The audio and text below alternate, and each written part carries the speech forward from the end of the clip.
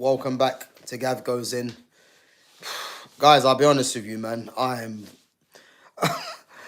don't know what to say, man. Yeah, do you know what it is now, yeah? It feels like, yeah, I'm just coming on there every week, saying the same old shit. Like it's the same old thing with this club, man. Yeah, I suppose I'm a bit lost for words, man, because I said before the game, Manchester United. I said 3-1 before the game. I also said the scoreline would be 3-1. Again, it was 2-1. Big up to Fitz, big up my guy each and every time. And you know what? Yeah, let's get into the positives first, because again, the negatives I'm gonna talk about it, and I'm not gonna hold back, man, because I'll be honest with you, yeah, I'm well and truly fed up of Manchester United. I'm well and truly fed up in a sense of watching football, and big up to Morgan Rogers. Morgan Rogers is a top player, man. If you guys haven't seen my, I do a next gen 50 or a player spotlight. So yeah, if you guys give that a check, man, and you'll see what I've spoken on about Morgan Rogers. Morgan Rogers for me is a top player, and in a game now, in a era of football where there ain't too many top players out there, he's definitely one of them for me. And I think that performance today, and not just that performance today, if you look at Morgan Rogers from the last game against West Ham, ever since he broke onto the scene really for Aston Villa, yeah, you could see what Morgan Rogers is all about, man. And as I said, I think you're looking at a player now, for me, as it stands, is firmly on the plane to America for the World Cup. And as I said, he'll be someone that should be starting the way it looks right now. But there's a lot of things I want to get into. But guys, as always, if you're coming through, make sure you smash the like button, make sure you sub to the channel, and make sure you share the channel as well. So yeah, listen, let's get on to the positives. Positives, and there weren't too many positives. I think I'm gonna look at player performance. So I thought Patrick Dorgu was good. I thought Aiden Heaven was decent. I think Luke Shaw was okay. Going forwards, I think Matthias Cunha was the best attacker for United, the most threatening attacker. And that is probably about it. That is probably about it. In terms of performances, I thought United had spells. They had spells for me where they played decent. But again, Man United do this quite often. It's the first 25, 30 minutes. They look like they're going to do something. And then surprise, surprise, second half, nothing really happens. And yeah, guys, big up for coming through. Guys, as always, make sure you smash the like button. And once I finish discussing what I've discussed, again, I will be getting back to your comments and questions. Big up. So yeah, in terms of performances, I thought the standout ones for me were Patrick Dorgu,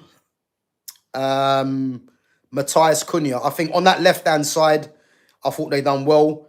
I think in terms of the other players, there were some poor performances. I thought Sesko really, his movement was very good, but in terms of, he had he had a chance. Definitely, he should have done better with in the first half. I thought Mason Mount was Mason Mount. Just you see him in the game, then you don't.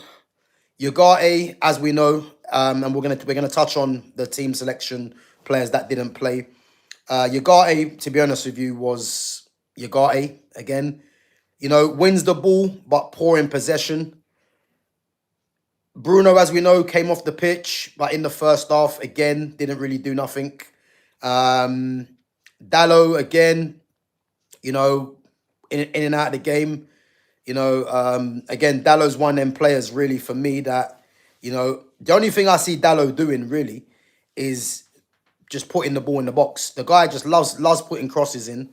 And But again, his general play isn't really nothing really that is outstanding. You know, he's just someone that offers the, the running, and offers the kind of endeavor that Ruben Amorim likes. You know, not to mention he's a compatriot of his as well. And then we go on to Lenny Yoro. Again, we're going to touch on Lenny Yoro in a bit, but Lenny Yoro was okay. But again, people are going to be getting onto Lenny Yoro for the 2 goals that Rodgers scored. And then you look at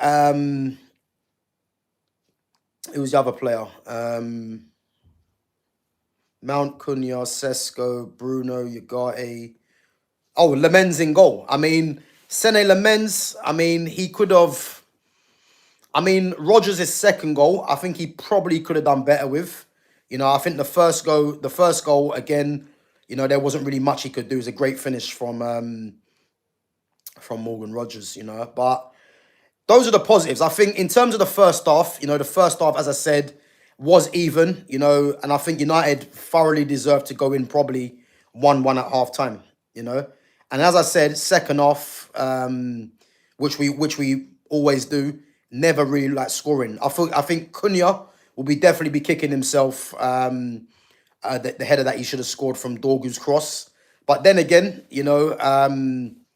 fine margins in football, and this is what it's been for Manchester United, for the majority of the season so far. Because there's been a lot of games that they should have got over the line and that they should have lost really, and they've been lucky. Big up to Kate Smith. Yeah, big up for coming through. Guys, come on, make sure we're smashing the like button and make sure we're subbing to the channel as well. And make sure you share the channel. But guys, anyway, let's get on to it because I've put the positives out the way. You could probably say as well some of the youngsters that did come onto the pitch. Again, I'm not being fooled by what's going on here. But let's talk about team selection, because I come on there and done my match my match preview, and I got the team selection spot on. Exactly the same team that he was gonna play, that he played today. I got it spot on because I could see that there was all talk about Manchester United going to a back four again. That was never going to happen because the manager Ruben Amorim has been saying the whole season he's not going to change. And even though they've lost 3 players due to AFCON, for me he was never going to change the formation. So the team he actually played, as I said, I got it spot on. But let's talk on yeah, big up to Fitz, man. Big up. I predicted the team and leaving Kobe at the squad. Now, you know what it is, yeah? This might surprise some people, yeah? I actually don't disagree with Amorim leaving Kobe Manu at the squad. And I'll tell you why, yeah? Because, again, you guys know my thoughts on Ruben Amorim. You know that I want him out of this club as soon as possible. And you know that I rate Kobe Manu highly. But I have to be true to my word and I have to be true to myself, yeah? I did say if Ruben Amorim selects Kobe Manu in the squad, knowing that Kobe knew his brother was going to wear the free Kobe Manu out t-shirt, because let's face it, do I have a problem with his brother wearing the t-shirt? I don't, because, it's his younger brother that's not getting played by the club. But what he has done is that he's called Ruben Amorim basically into question. That's what it's for, yeah? So because Amorim's the manager, you would have to say that Amorim really has to kind of back himself and not even play Kobe, but leave him out of the squad. So again, I don't have a problem him doing that because as a manager, he should have done that.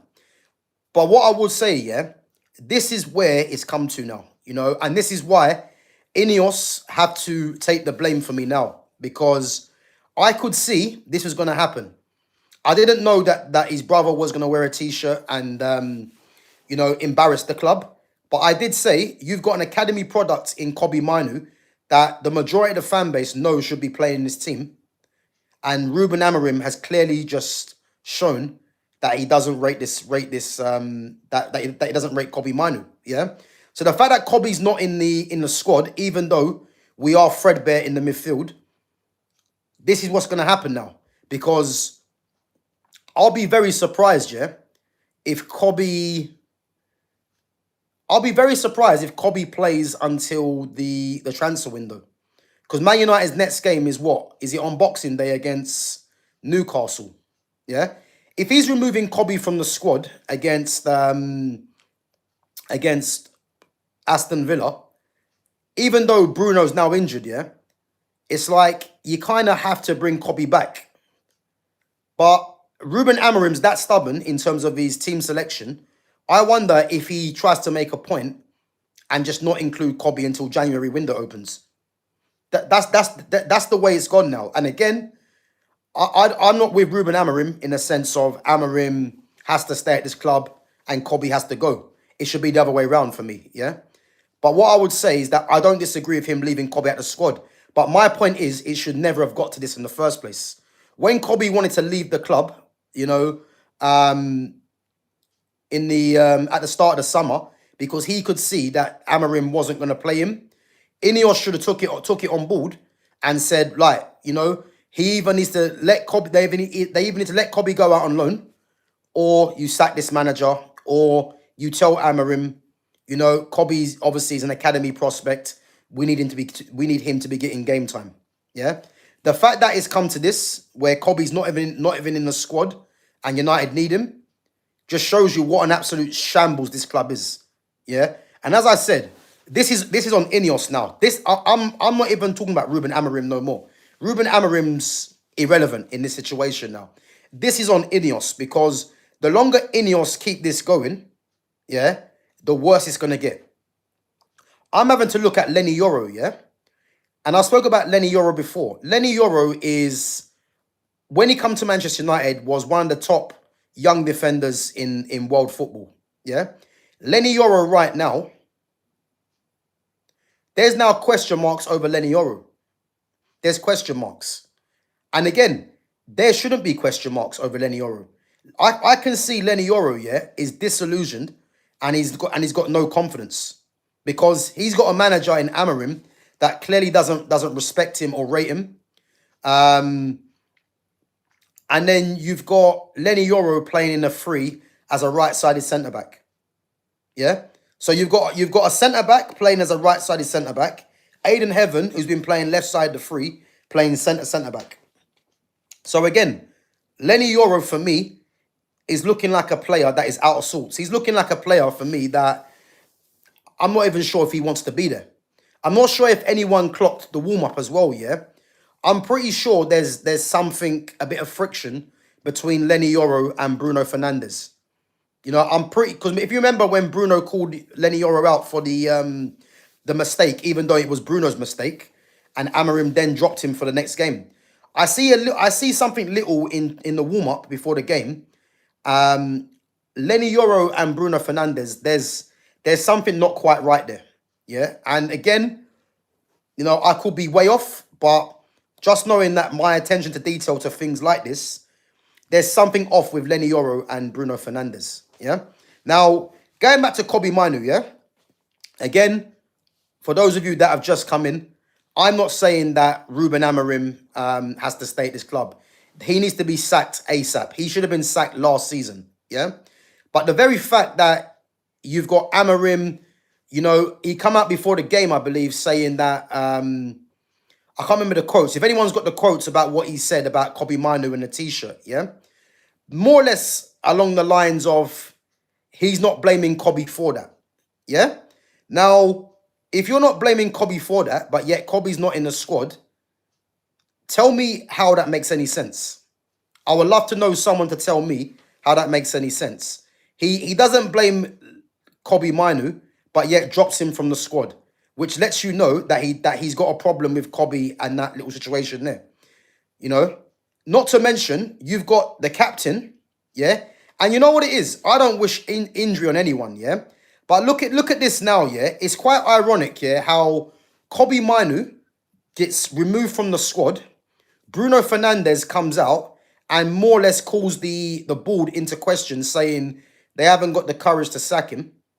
And then Amorim takes Kobe out of the squad, plays Bruno, and Bruno gets injured. And then, you know, there's no midfield replacement on the bench. And you know what I would say to that, yeah? I would say you get what you fucking deserve. You know, there's a saying from Joker. If you guys seen the Joker, Joaquin Phoenix, yeah? You get what you fucking deserve. And you know what? I truly mean that with Ruben Amorim. Because Ruben Amorim, yeah, has more the fact that Bruno's got an injury, yeah, you could even point to the fact that has he overplayed Bruno? You know, again, I think Bruno done his hamstring, yeah. But could that injury have been highlighted by the fact that Bruno's playing too many games? Could it be that? Yeah. But to think here that you've got one player where his brother wore the t-shirt, fair enough. Kobe knew about it from the reports that's been coming out. Amarim comes out and says he doesn't blame Kobe for the t-shirt, saying that he's young, but drops him from the squad. Bruno blatantly comes out and calls the board into question. Yeah. And he plays and gets injured. You see what I mean? Can you see now what a shambles this whole thing has become now? I'm actually embarrassed, yeah, to be a Man United fan. I'm actually embarrassed to be a Man United fan.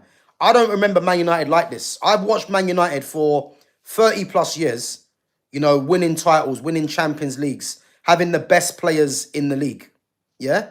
Today, you saw Morgan Rogers. Yeah. That's the type of quality that I'm used to Man United seeing. On that pitch today, the nearest player to that kind of quality was a Matthias Cunha and then a Joshua Zirkzee come on. I'm looking around the pitch of Man United players, yeah? We're seeing Manuel Ugarte. We're seeing Mason Mount. We're still seeing Luke Shaw in the team. We had to fucking watch Lisandro Martinez, yeah? And again, this is why, yeah? And again, these commentators, the likes of these Gary Nevilles and that, yeah? They are a bigger problem than you think, yeah? The fact that Gary Neville says at the end of the game, Martinez has been good in there, is part of the problem. I couldn't give a shit, yeah?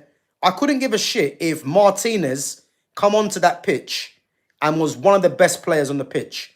The very fact that this manager thinks it's acceptable, yeah, to have Joshua Zirkzee still on the bench and then bring Lisandro, yeah, into midfield, this is part of the problem, yeah? Because this system, yeah, is getting people thinking Lisandro coming onto the pitch to play central midfield is acceptable. Like, I don't think people are actually deep, yeah, what kind of nonsense this is. If Bruno Fernandes is injured, yeah, if you want to keep this system, just go and drop Mason Mount in there because we was all under the impression, yeah. And again, I'm gonna touch on this again, yeah, a bit. I've just paused it, yeah. I'm gonna touch on this, and this is a prime example of what the media, and what goes on. I'll touch on it after, yeah. But just going back to what I just said, yeah. Mason Mount, we all believe, was brought in to replace Bruno Fernandes, yeah.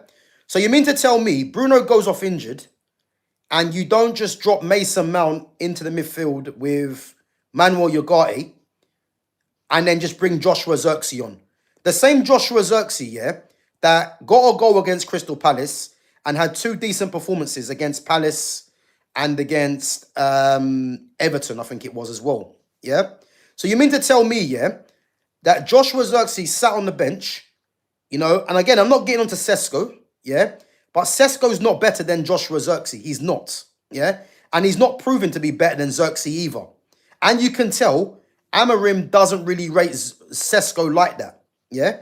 But you mean to tell me that this manager brings on Lisandro Martinez to go in midfield and keeps Zirkzee on the bench still and have Sesko, Mount and Cunha as the front three still, yeah? You can't tell me that this manager is taking the piss. You cannot tell me that he's not taking the piss.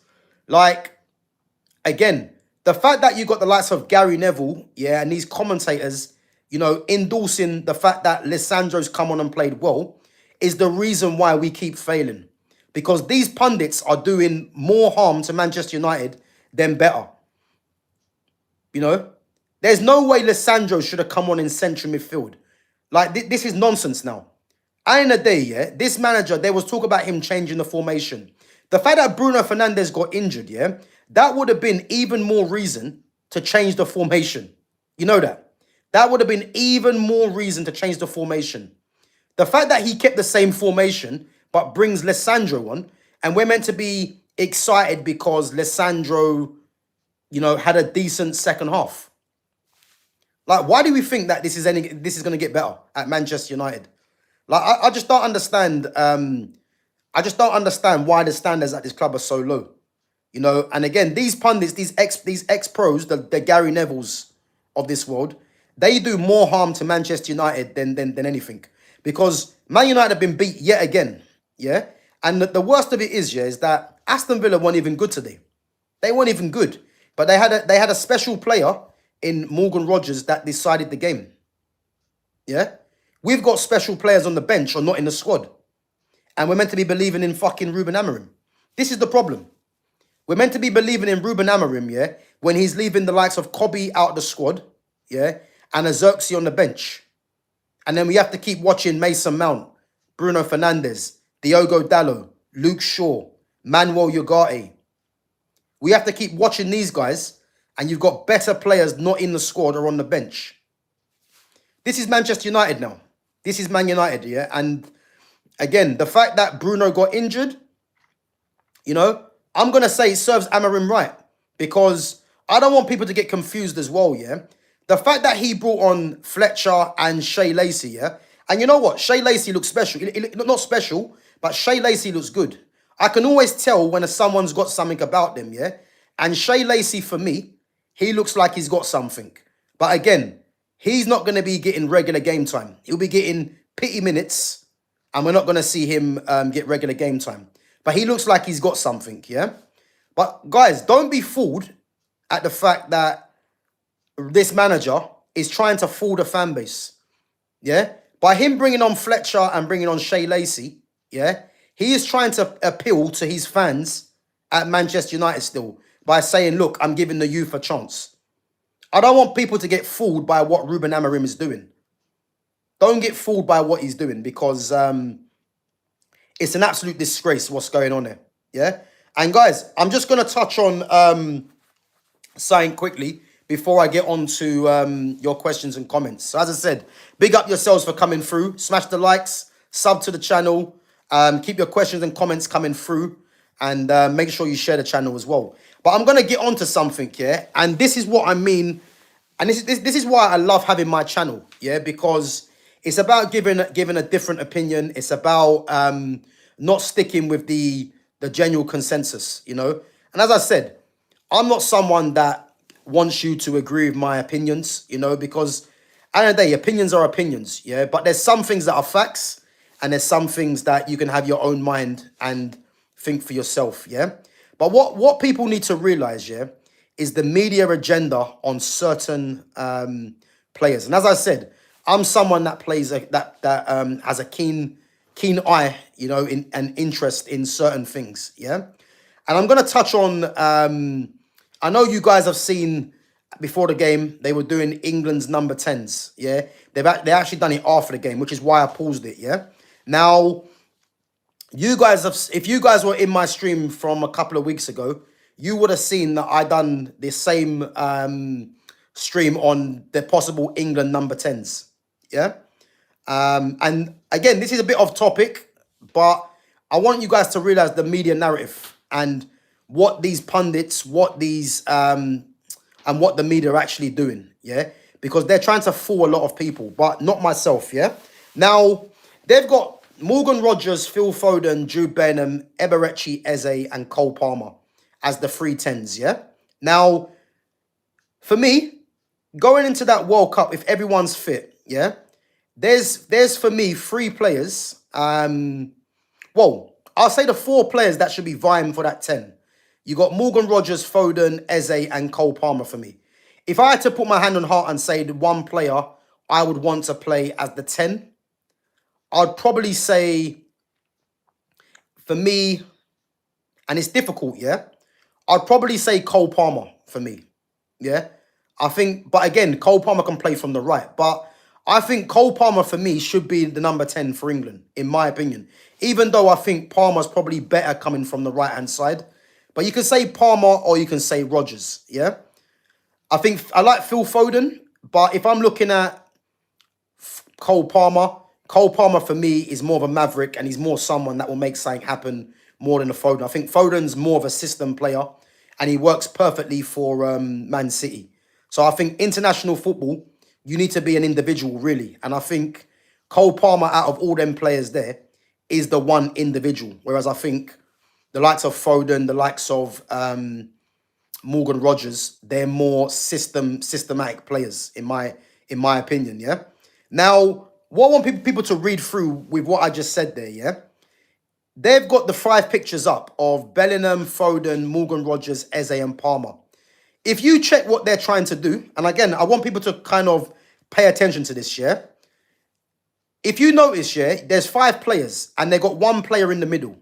Yeah. Who's the one player they've put in the middle? Let me see if anyone gets it in the let me see if anyone gets it in the chat. There's one player they've put in the middle there. Yeah? Guys, let me know who the player in the middle they've put in there. There's 28 of you watching. Make sure you're smashing the like button. So there's 5 players, yeah, but there's one player, which would mean obviously 2 players either side. Who's the one player they put in the middle? Because you need to realize the narrative that the media are trying to push here. Yeah? No one said it yet.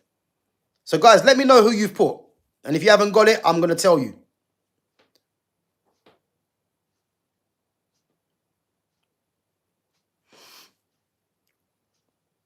So who's the one player they've put in there? Right, there we go. A lot of you are putting it through now. Okay, so guys, check the narrative that the media are trying to push, yeah?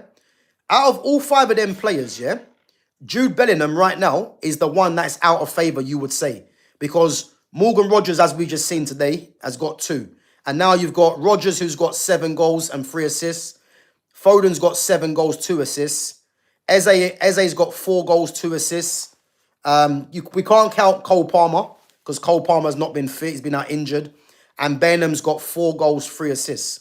So again, if you check the media narrative, yeah, they've put Jude Bellingham bang in the middle. So it's like when you actually are watching who the England number 10s are, your mind will focus on Jude Bellingham straight away. Again, it's about manipulation. They're trying to manipulate you to thinking that Jude Bellingham has a right or should be the one that these guys are vying for with a position in number 10. And again, guys, you have to read through, yeah? You have to read through the small print and realize what the media do. You know, they've done the same thing before the start of the game. Bruno Fernandes. They show Bruno Fernandes' goals and assists, yeah? They show his goals and assists because rather than them looking at what a midfielder should be doing, yeah, they're just trying to get everyone to believe in the numbers. But the problem is, yeah, Bruno Fernandes is playing in the midfield too. Why are they not focusing on what he's doing as a midfielder rather than goals and assists?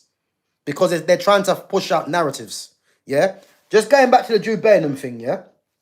Now, as I said, for me, Cole Palmer or Morgan Rogers for me in the 10, you know, and then you've got even likes of Eze and Foden ahead of Bellingham. But I want to show you guys the media narrative and what they're doing, yeah? They're trying to force Jude Bellingham in our faces as if to say Bellingham has to be the guy that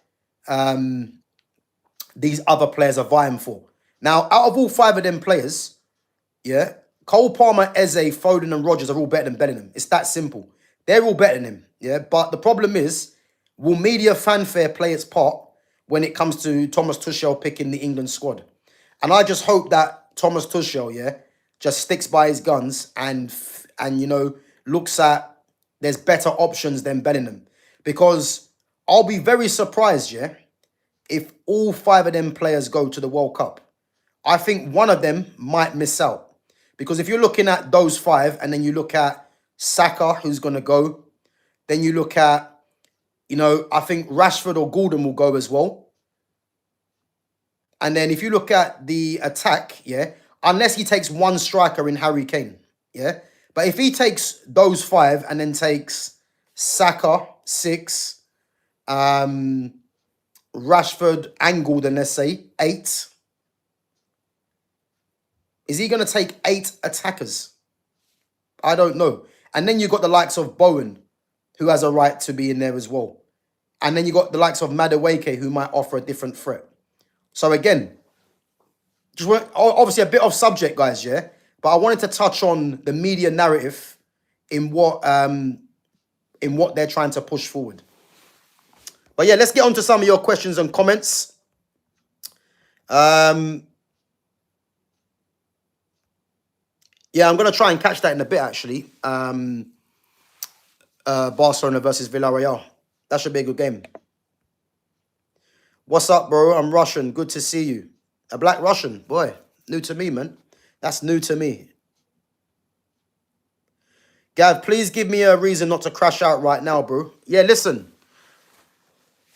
Bro, listen, I think I'm past the point of crashing out, man, because I just can't believe, yeah, this Manchester United club is performing like this. The very fact, yeah, that people now are gonna start saying we perform well is again part of the problem. Like, it's part of the problem. People are gonna start saying we played well, but we got beat. So, like, people's thinking is mad. It's mad. Like, yeah, I'm just in disbelief that this man just still seems to be a, you know, it's crazy, man. But yeah.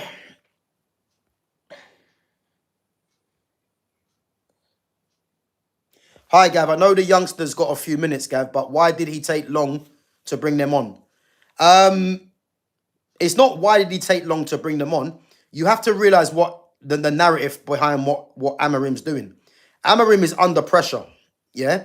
So again, to get yourself to relieve yourself of pressure, yeah, from the match going fans, yeah, it's a chuck on the youngsters.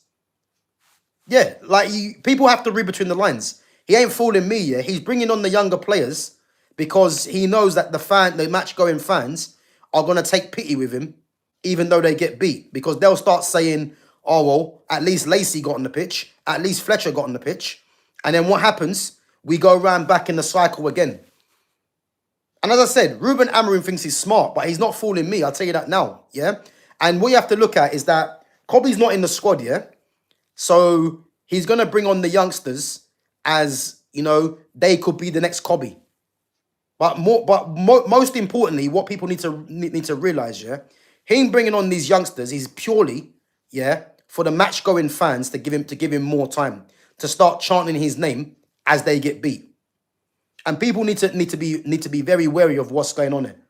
Yeah, I can't actually believe Manchester United are in this state. It's ridiculous.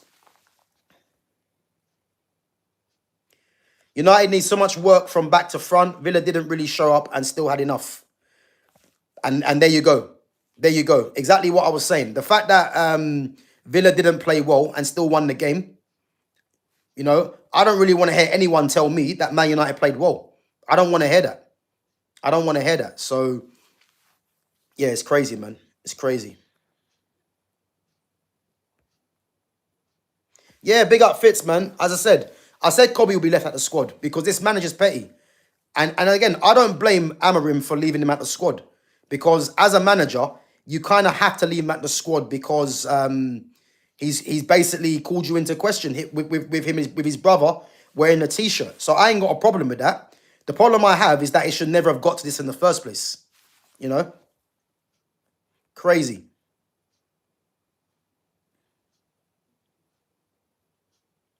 So Amarim's system is not the problem. He needs new players that fits his system.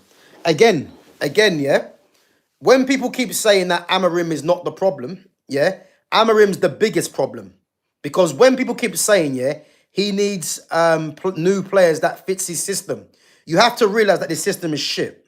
Yeah, there is nothing wrong with the system, but it's how he chooses to deploy certain players in the system.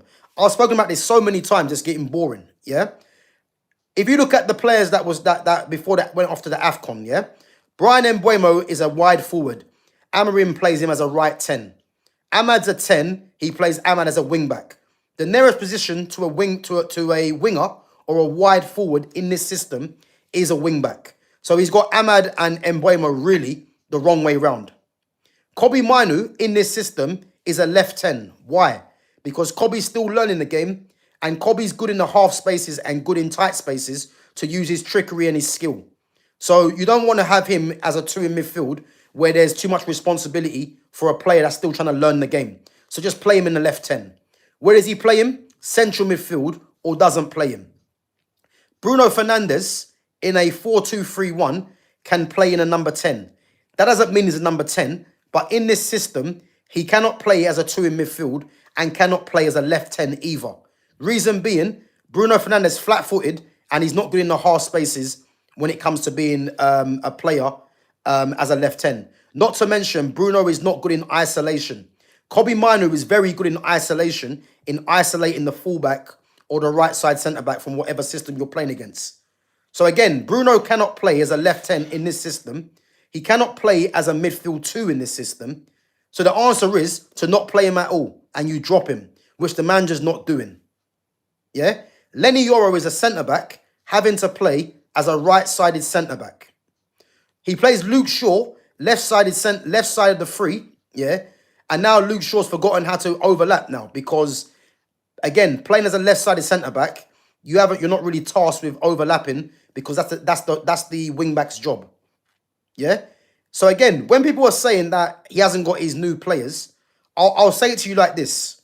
Matthias Cunha, Benjamin Sesko, Brian Mbeumo, Sene Lamens. That's 4 new players he got this season. Yeah? Patrick Dorgu's a new signing, 5. Yeah? Even if, yeah, you want to include the signings under Ten Hag. Yeah? And again, I don't want to hear these ain't Amorim signings, yeah?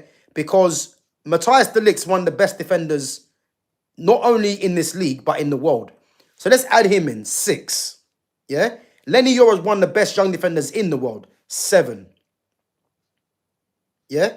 Manuel Ugarte come under, even though he's shit, but he come under Ten Hag as well, 8. Joshua Zirkzee, 9. Mason Mount, 10. And again, there's been 10 new players that have either been at the club, you know, for a year or 2 years. Yeah? That's more or less a new team. So when people, and again, not to mention, as a coach, yeah, you're meant to come in and deal with what you've got. You don't just come in and say, look, I haven't got my players, go and get me 10 new players. That isn't how it works. If you're meant to be a top coach, yeah, you are meant to, you know, use your abilities to coach and get these players working into a functioning system. The very fact that not one player has got better at Manchester United, yeah, it tells you one or two things, yeah? It either tells you the system is shit or it tells you the manager can't coach. So you pick one. But people that keep saying that he needs his new players, no, that isn't true. Because I guarantee you, you go and bring a proper coach to this club, they are coaching these players into a better system. The problem is that his player profiling for certain positions in this system is an absolute joke. And what makes it even worse is that he cannot even identify who his best players are. So again, I don't want to be hearing about he needs new players. No, it's not true. Kobe just needs to go. I don't think he even wants to go on loan anymore. He wants to leave for good. And again, this is what I'm trying to say to you, United fan. Big up, yeah? The very fact that Kobe is disillusioned with life at Manchester United, and at this moment in time, it seems that Ineos are choosing Ruben Amorim over Kobe Manu, again, is part of the problem. Because there's no way Kobe Manu, an academy prospect with the potential that he has, should be thinking about leaving Manchester United. I can see why Kobe wants to go. Because he's being disrespected by this manager, yeah? And he's just not getting the game time that he deserves. So again, the fact that Kobe wants to get football, can you really blame him? But I keep saying this, and I said at the start of the summer, yeah? Again, if you guys watched me from early on, yeah? At the start of the summer, I said, this is going to come down to, are you either in Kobe Manu's camp or are you in Ruben Amorim's camp? And I hate to say that because this is meant to be football. This is meant to be, this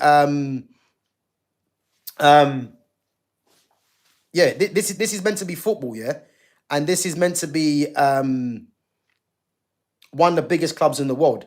And we're now talking about a manager and a player more or less going head to head. Like, this is ridiculous. Like, you can't tell me, yeah, that this is helpful. You can't tell me that this is the way things should be going. But I knew it was going to come to this because I watch football. This manager told us, yeah, that Kobe Manu is battling with Bruno Fernandes for a position. Why is it Bruno Fernandes he's battling with? How about Amarim? You just give Kobe game time. Because Bruno hasn't been good this season. He hasn't. You see what I mean? And this is what unfortunately it's going to come to. And you can't really blame Kobe for him being disillusioned with life at Manchester United. So Kobe doesn't fit his system. There's not one player that fits the system. That's the problem. That is the problem. And why should Kobe fit his system? Why should it be that? If you're meant to be a coach, the first job as a coach is to get best from your players. If you've got an academy prospect like Kobe, yeah, that hasn't cost a penny to Manchester United, and you're meant to be this top coach, why has he not coached Kobe into fitting into his system? Why is he alienating him? These are the questions that people don't want to listen, don't want to answer, that don't want to ask or answer. It's just too easy to start saying that Kobe doesn't fit his system. There's not one player that's thriving in this system. So if there's not one player that's thriving in the system, when are people going to realize that the manager's the problem? This is the thing.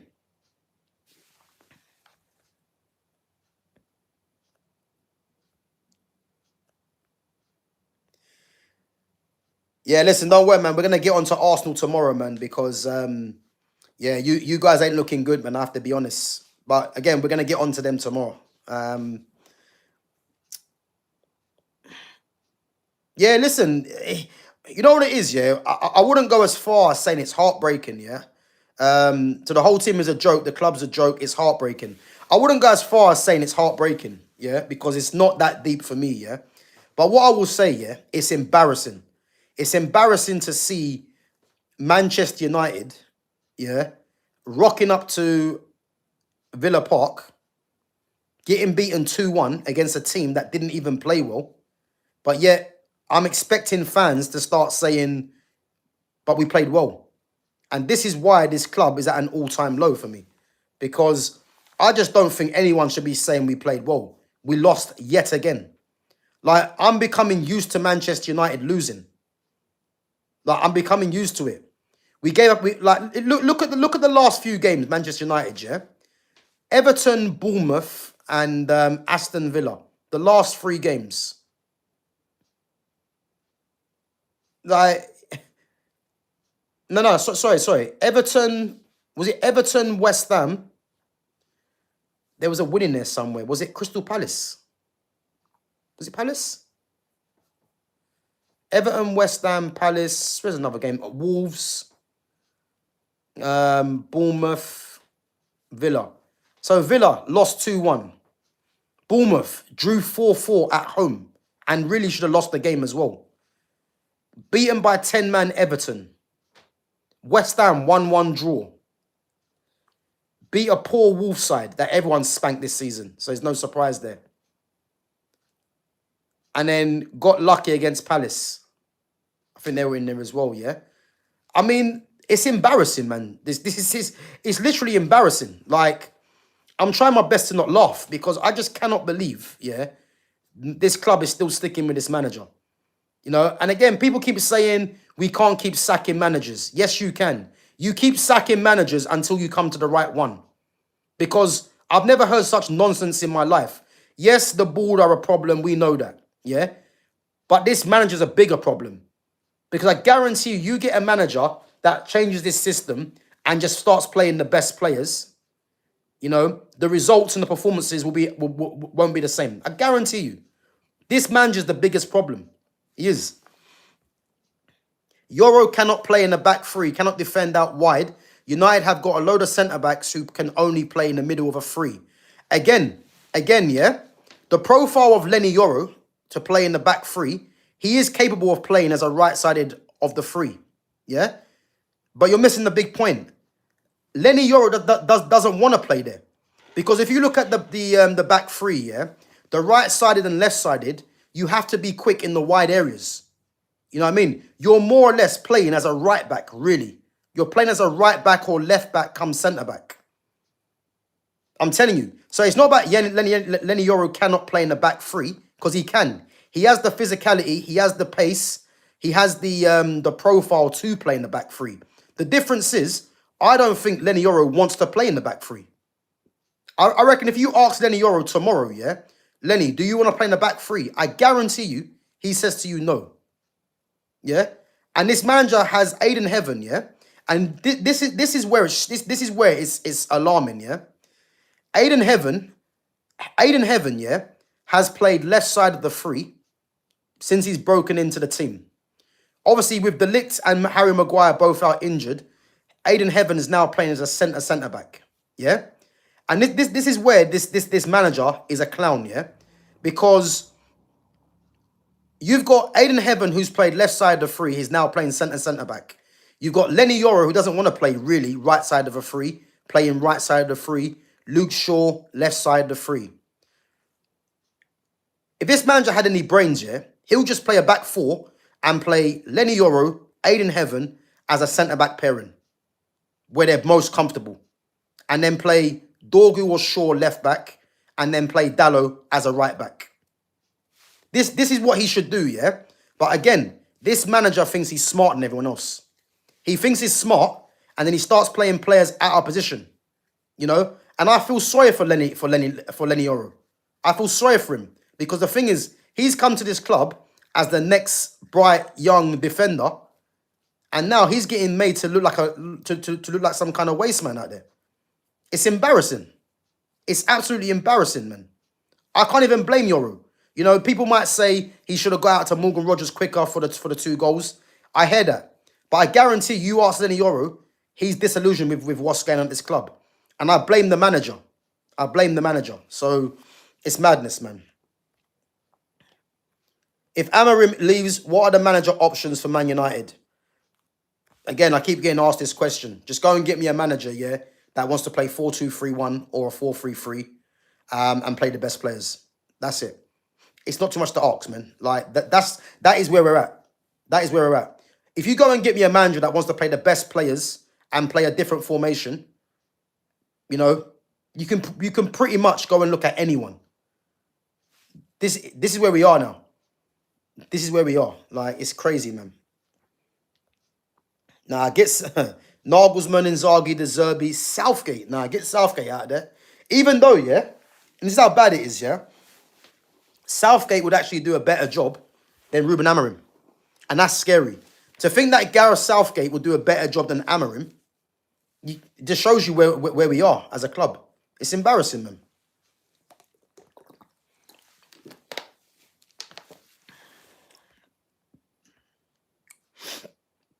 Martinez was good in there, bro. Yeah. And again, this is why we fell.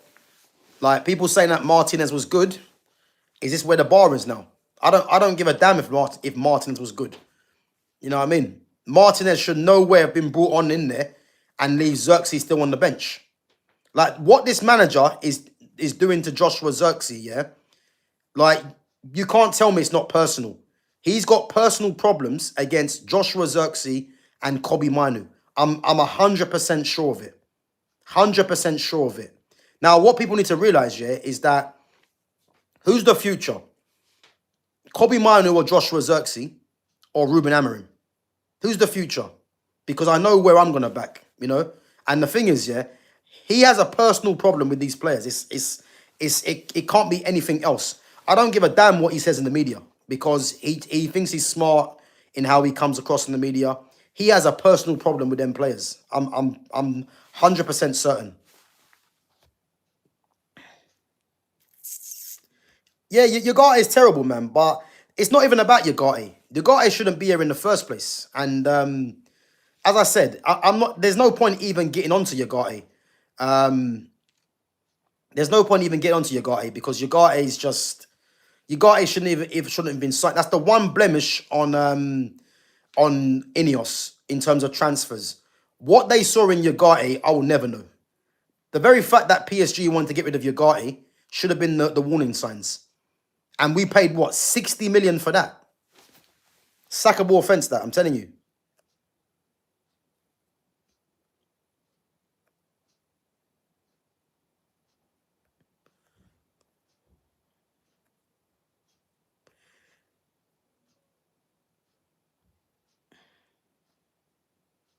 What about Rashford as a 10 option?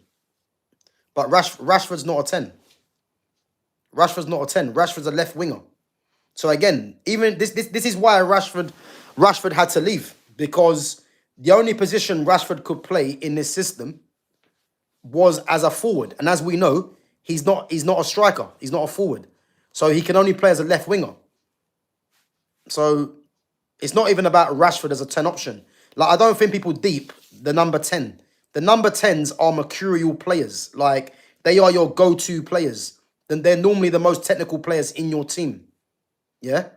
So to think that he plays Brian Mbeumo as a right 10, people need to really, you know what I mean, sit up and take notice at just how bad that is, you know? And the very fact that we have to listen to these pundits put Jude Bellingham as England's number 10 is part of the problem. They are trying to indoctrinate, yeah, the next generation to believe in this bullshit. That's the problem. They are trying to indoctrinate people. And again, I've been around football for too long, from playing, from watching, from coaching, and just my knowledge in football to be fooled by this nonsense, you know?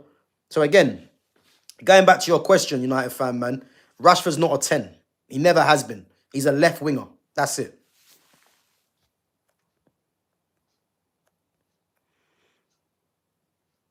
I like your tree. Yeah, big up, man. Big up.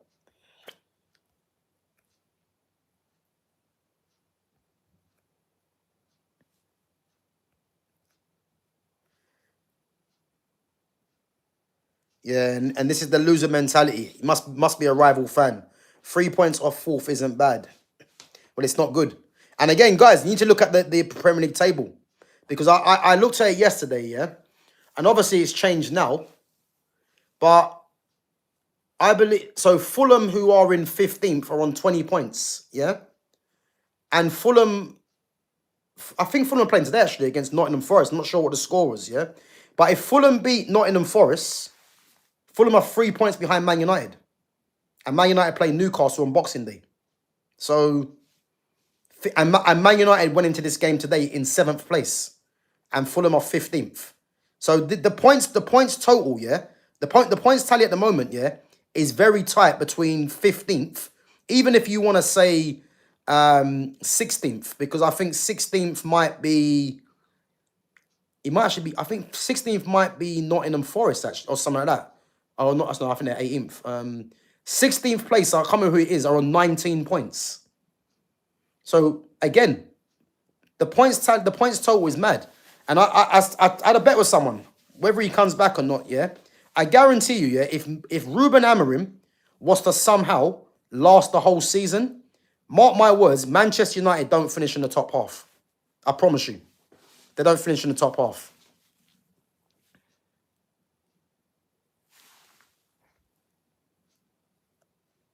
I believe we can still get top 4. No way. Man United not getting top 4. Like, I don't know why people think United getting top 4. The squad they have, yeah, is a top 6 minimum squad. But, you know, they're not getting top 4 with this manager. And again, the longer they the longer they keep this guy in charge, the more points we're throwing away. That's what people need to realise. The longer he's in charge, the longer we are throwing points away. I don't think people deep how bad this manager is.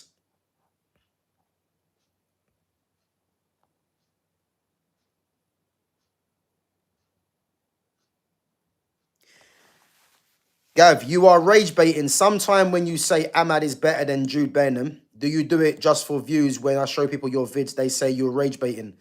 Football Reactions FC, yeah? Let me get something clear, yeah? I don't come on here to rage bait anyone, yeah? At the end of the day, we live in a world, yeah, where, you know, we live in a world of sheep, where people just go with what everyone else says. The fact that you've said I've mentioned Ahmad and Bellingham, you've actually lied there, yeah? I've never compared Ahmad and Bellingham. I never will compare them, yeah? Because in terms of ability, Ahmad's far and away clear of Jude Bellingham. Jude Bellingham's nowhere near Ahmad as a footballer. And when I'm saying footballer, some people don't actually understand when I'm saying footballer. Yeah. So again, I would never compare Ahmad with Bellingham. So you've made that up, yeah? And to say, am I doing it for views? I couldn't give a damn. This is the honest truth, yeah? I couldn't give a damn if anyone agrees with me or not. Because I believe in my opinion. Like, I'm on here to give my opinion. Like, it's as simple as that.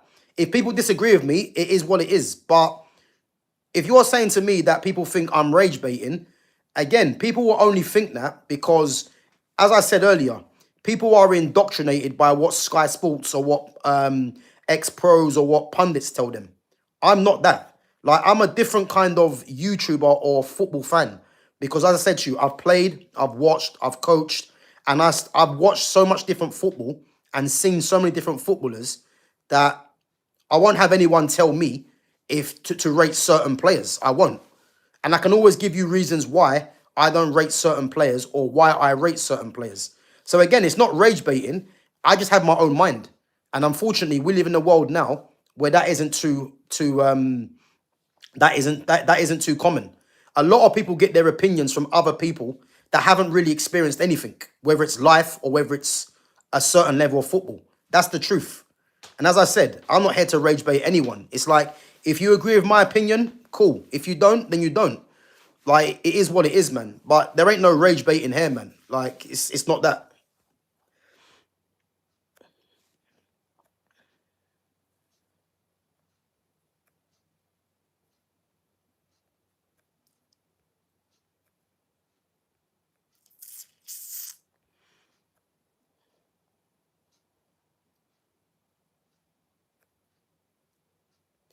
Yeah, listen, Villa, big up to Gamer, man. Big up. Villa didn't look special. They just had two great goals. Could have defended the first goal better.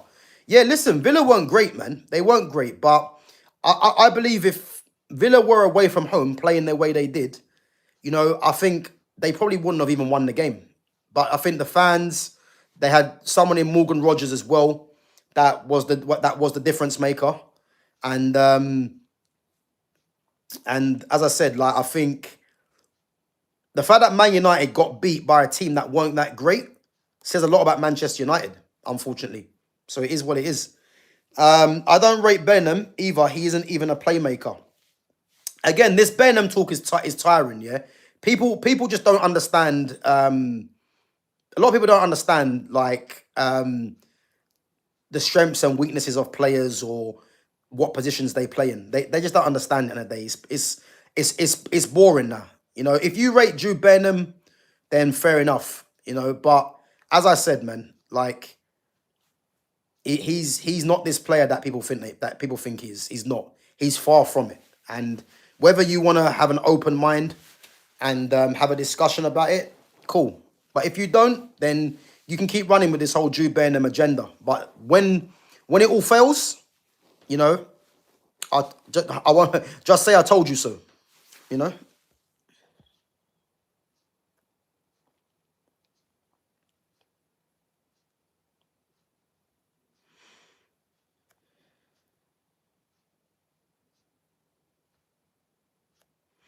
Morgan Rogers was world class today. But Morgan Rogers has that in his game. And you know what it is with Morgan Rogers, yeah? As I said, we're in an era now, yeah, where it's very heavily dominated by stats. And it's good to see, yeah, you've got some individual talents that are now starting to shine. You look at the likes of Ryan Cherky, you look at Foden, you look at Cole Palmer, Eze, Ahmad, Xerxes, Cunha, Morgan Rogers. I'm talking about in this league. And there's obviously players abroad as well. The Yamals, the Pedris, the Kvaratskhelia, the Dembeles. You know, these players are individual high-level players, yeah? And it's good to see the Jack Grealishes, Iliman NDIs, yeah?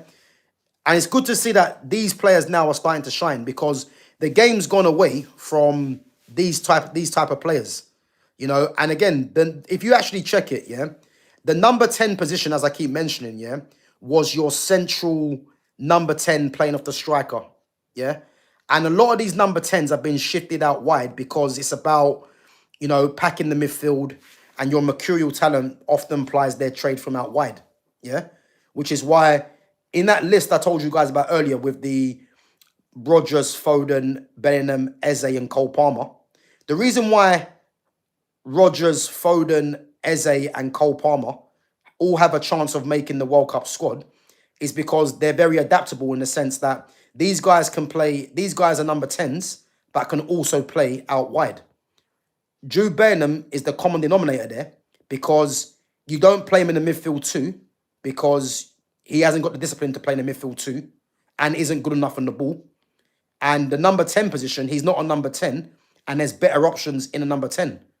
So again, out of all 5 of them players, yeah, he's the one that's most likely at risk of not getting picked. But the only reason why Bellingham will be in for a shout is because of the huge fanfare around him. The PR, the media, the ex-pros. They're all trying to do his PR for him. But the reality is, if Tuchel has his own mind, which I hope he does, and I think he does, looking at all 5 of them players, if you're leaving at one, it has to be Bellingham. Because all the other 4 can all play in different positions. So, again, man, that's something to think about.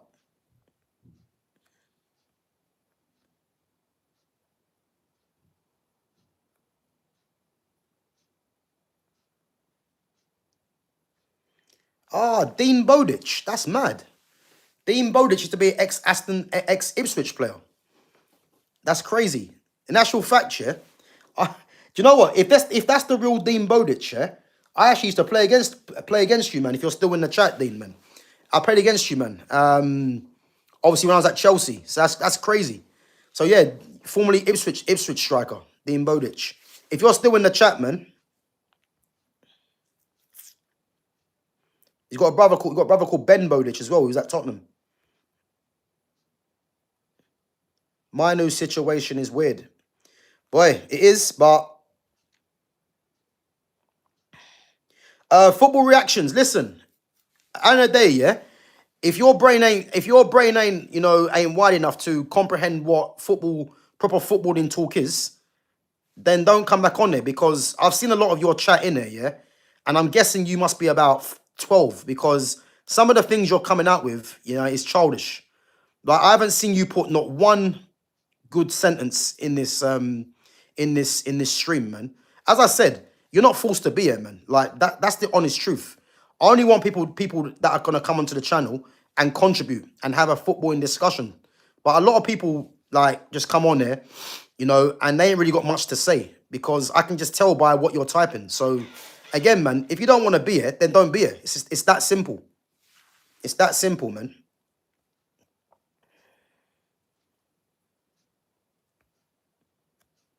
Not gonna lie, Chelsea needs a Xerxes and a Kobe. Yeah, I can't disagree with that, man. I mean, if you look at the options that you guys have now, I mean, obviously players would need to leave because you're quite stacked in them positions. But I just the thing is with Xerxes and Kobe, yeah, especially Joshua Xerxes. Joshua Xerxes divides opinion because people look at Xerxes and think he doesn't run. It's just a narrative that's been built around him because we're in a country, and the football in this country is so poor. People only rate players that run around.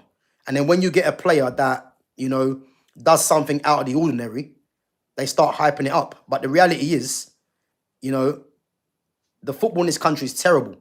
And Joshua Xerxes is someone that is a highly technical player. But because he doesn't run around like a blue-ass fly, people just start criticizing him, start saying that he's shit. And the manager feeds into this. Because how Joshua Xerxes doesn't get more game time than he should is part of the problem. And the reason the manager doesn't play Xerxes is precisely what I've just said. Because Xerxes doesn't run around, he doesn't play. I mean, I've never seen anything like it. It's ridiculous, Gav, if we kept all of our players that we sold, we would have been in this. Would we have been in this situation? Gav, I agree. Gav, I think it's time we sack Amarim. Bro, listen. If we would have kept the talented players, we wouldn't have. To think that Manchester United, yeah, hounded out Fred, yeah? And again, Fred wasn't the most cultured of players, yeah? But why did Fred get hounded out? And we all know why it was. Fred was hounded out because he's black. That's it. Like let's stop the nonsense. Fred got hounded out of this club because he's a black player that wasn't easy on the eye. But all of a sudden, you bring in Ugarte, who is terrible, and it's acceptable. That's it. That's it. Fred's much better than Ugarte. But Ugarte's been given more room to make mistakes, to make to try and forge a career at Manchester United. The reality is he's shit. That is it. Ugarte is poor, but the thing is, Fred was hounded out of this club, and as I said, we all know why it was. It's the same reason Paul Pogba was hounded out. It's the same reason Anthony Martial was hounded out. It's the same reason Eric Bailly was hounded out. Just look at the pattern. Again, I ain't gonna go on to it too much, yeah. But I've been onto this for so long. But yet the likes of Luke Shaw can have a decade at the club. You know, Mason Mount, he's on 250, number 7 on his back. He can play as average as he wants, but because he runs around, it's okay. Manuel Ugarte, one of the worst footballers I've seen at this club. Rasmus Højlund, another one. Garnacho. You've actually got fans, yeah, that now actually realize that Garnacho's shit.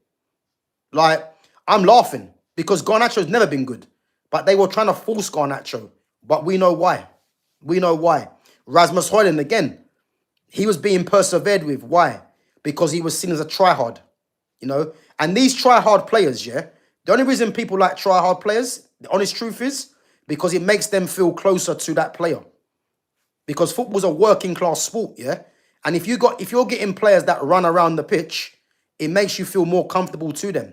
This is why someone like a Neymar, a Pogba, a Xerxes, these mercurial players that are flamboyant, this is why these players are not relatable to the average English fan, because they can't relate to them.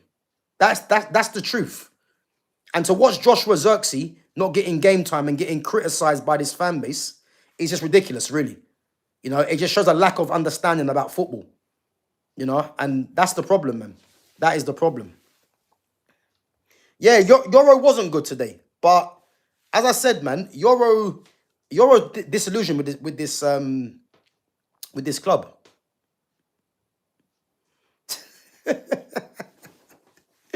Black men with British accents are hot.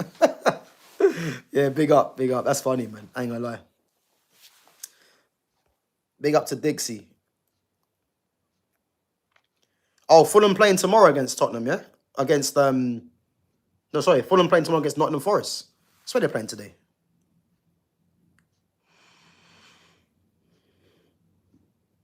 Gav, if I may ask, what position in football did you play? I played centre-back, right-back, and left-back. Okay. So, yeah, I played as a striker, yeah?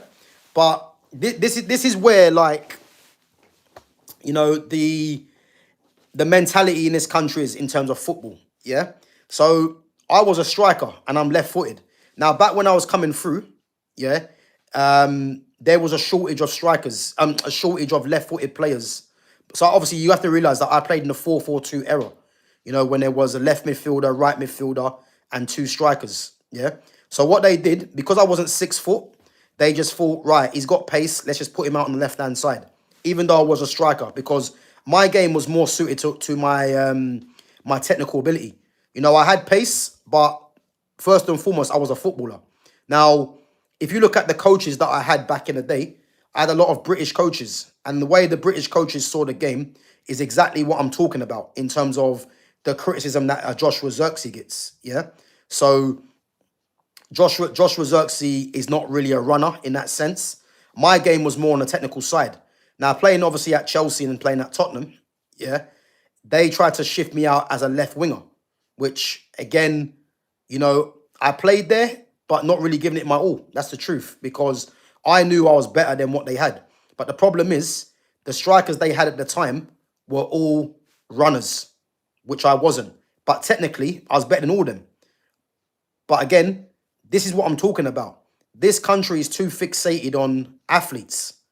You know, why the game is solely focused on that is crazy. But so yeah, I played as a striker, but they tried to play me as a left winger. But then as I got older, I played more as a number 10. Yeah, number 10 behind the striker, or number 10 behind two strikers, or playing as a striker. So yeah. But I was never a winger, really, because I played on the wing because, as I said to you, it was a different kind of game back then. It was two strikers, and it was a left midfielder, right midfielder. But you have to realize there was a shortage of left footers back in the day. So as I said, man, yeah, it's crazy. But the way football is now, it's good. It's kind of good to see that the mercurial, like the talented players are starting to come back into the game. Thank God. So watch Villa versus United today, but I was impressed by Aiden Heaven today. He held his own against the tough attack in Morgan Rogers, Ollie Watkins, John McGinn, and more.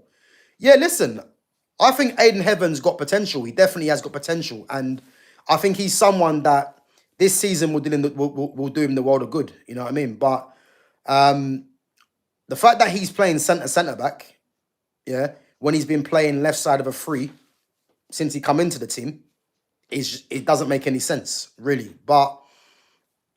And that's why this system for me has to be scrapped, because there's no way he should be playing as the centre back really. Or just play four at the back and put him and Lenny Yoro as the two centre backs. And I guarantee you'll get a better, more composed and reliable performance from them. You know, the game's gone, bruv. I agree, man. The game has gone. It has. I agree. I agree. Guys, big up for your comments and questions. As I said, make sure you're smashing the like button and make sure you're subbing to the channel. We got 19 likes. Let's at least try and hit 20 as a minimum. And again, make sure you share the channel, guys. I will be back tomorrow as well. Obviously, usual stream at 5:30 with myself, Fitz, and Jonas, obviously Liverpool fan. And then on Tuesday, guys, I should have another stream on Tuesday. So I'm gonna get on. So again, I told you guys I played a tournament the other day with a team called B2 Sports or B2R Sports. And again, some of you guys might have heard of them. They've played against Five Guys, and they've played against SE Dons. So again, they're a team that goes around the country and winning tournaments. So the guy that runs it, I'm gonna get him on the channel. So hopefully on Tuesday before Christmas, I should have him on. So yeah, keep an eye on the on your notifications to see when I'm live or when it's scheduled. But yeah, I should hopefully have him on the Tuesday, and we're gonna talk some football. So we're gonna talk about the game against them, and then we're gonna talk some football news as well.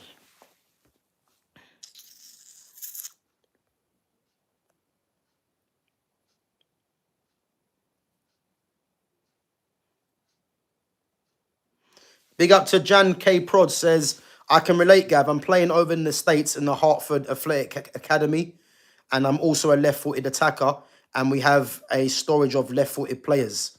Yeah, big up, man. As I said, I think it's a little bit different now. But again, as I said, I played in an era where it was 4-4-2. And again, there was hardly left-footers out there. So again, if you was a left-footed player, it was seen as like gold dust in a sense, because the way that they saw the game was, oh, he's left-footed, he can play out there. And the fact that as I said to you, I'm not 6 foot, I'm like 5'7". It's one of them things where it was easy to them to just say, yeah, go and play out on the wing, because of the way that they saw the game. So the fact that there's more left-footed players now, because no one can deny, yeah, when you get a left-footed player, they usually are technical. I don't think I've ever seen an absolutely technical, an absolute poor player technically that is left-footed. Left-footed players just bring something different. So, as I said, man, like it's probably a bit different now, where and what it is as well. You have to realize, especially in this country now, you've got a lot of foreign managers. So foreign managers obviously will bring a different kind of outlook to the game, which is why you see the likes of Cole Palmer and Phil Foden, Because if Phil Foden and Cole Palmer were coming through the era that I was playing, they would have been shifted out to left wing as well. But the way the game's gone now, you look at Pep, you look at the fact that you've got, foreign coaches in the youth system. They're producing players like that now, whereas these things wasn't prevalent because if you're getting foreign coaches in the youth system, yeah, then as I said to you, they're going to produce more technical players because, again, if you look at Spain, a lot of their players are all technical because it's what they pride themselves on. And that's why you're getting players like a Foden, because there's no surprising really, yeah, that you've got the likes of a Phil Foden and a Cole Palmer, and even if you want to throw in Morgan Rogers in there as well, that are all stars for England and for their clubs. There's no surprise in that because all three of them have come through the Manchester City Academy. And again, as I said, Manchester City have a lot of foreigners as academy coaches back then. So they're going to produce different sorts of players. Again, that's what it is. Yeah, as long as athleticism is the highest priority, the game's going to be shit. That's a fact. That is a fact. Football in this country, yeah, people keep telling you that it's the best league in the world and this rubbish. This ain't the best league in the world. It's far from it. It's the most entertaining in terms of competitiveness because you've got a lot of teams that beat each other, and it's one of them things where the points total, the points gap is nothing, but it's the best in terms of excitement. But in terms of quality, it's one of the worst. It's a fact. People don't want to hear that, but it's a fact.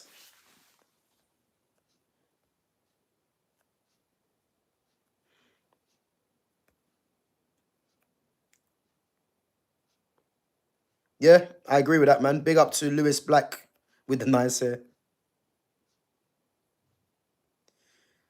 Are you from South Africa? Big up, man. Yeah, I'm from the UK, man. From the UK. With Bruno injured, I wonder how we'll line up next game. By the way, we need to take those set piece chances. Well, Casemiro will be back, so Cass should be back in the team, and it'll probably go Yogati, probably. Like, listen, like it's pretty pointless, yeah. Now, the way where Man United are right now, yeah, it's pretty pointless looking at what's this manager gonna do, etc. This manager's already shown what he's about, and it just needs the plug to be pulled and just put us out of our misery. That is the only thing now. Like I'm actually bored of predicting his teams. I predicted his actual team today, right? Because I knew he was gonna do that. So I'm actually bored of this whole Ruben Amorim nonsense. Like the longer he's here, the worse it's gonna get. It's as simple as that. Like we've got Newcastle on yeah, on Boxing Day. I don't know if United lose, but they won't win. I'll tell you that right now, they won't win. I'm confident of that because I'm looking at the team he's gonna play, yeah, and the back three. If De Ligt and Maguire are not back, which I don't think they will be, it's probably gonna be the same back three. He might even try Lissandro in midfield now. He might play Lissandro with Casemiro in midfield. You know what I mean? He might even do that. Or he might play Lissandro at centre back and give Heaven a rest or something like that. Or because Lenny Yoro, didn't have a great game, Lenny Yoro might get dropped. Who knows? But one thing we do know is that he's gonna play Dallo. He's gonna play Dorgu because again this system, there's no one else, so he's gonna play them. Mason Mount's gonna play. Like against Newcastle, I can see it being the same old shit. That's it. Like I'm bored of it now, man. I've been bored of it for a while.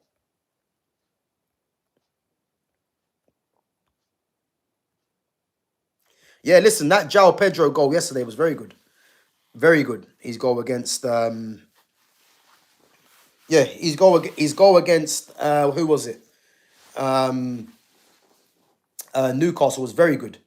The little cushion header. And then if anyone saw his second touch, yeah, his second touch was very good.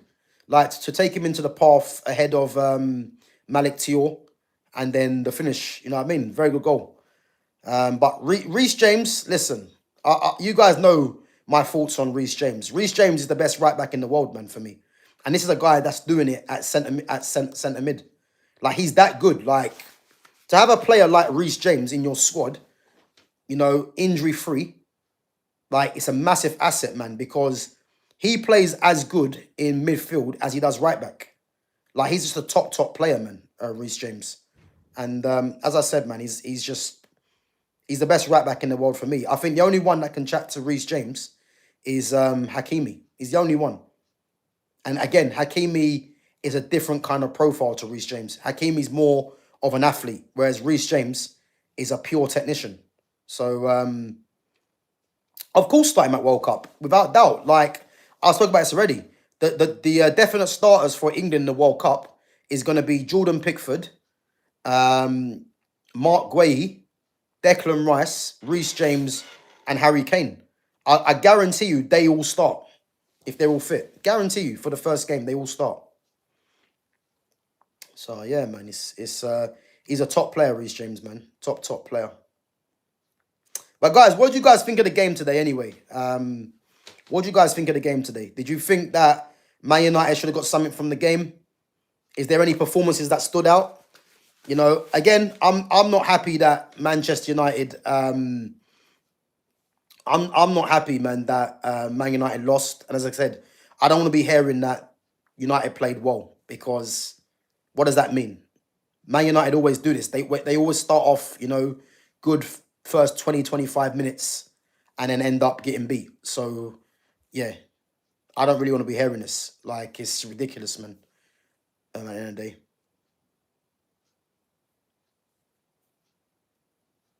Bruno isn't even injured. He just wanted a proper Christmas.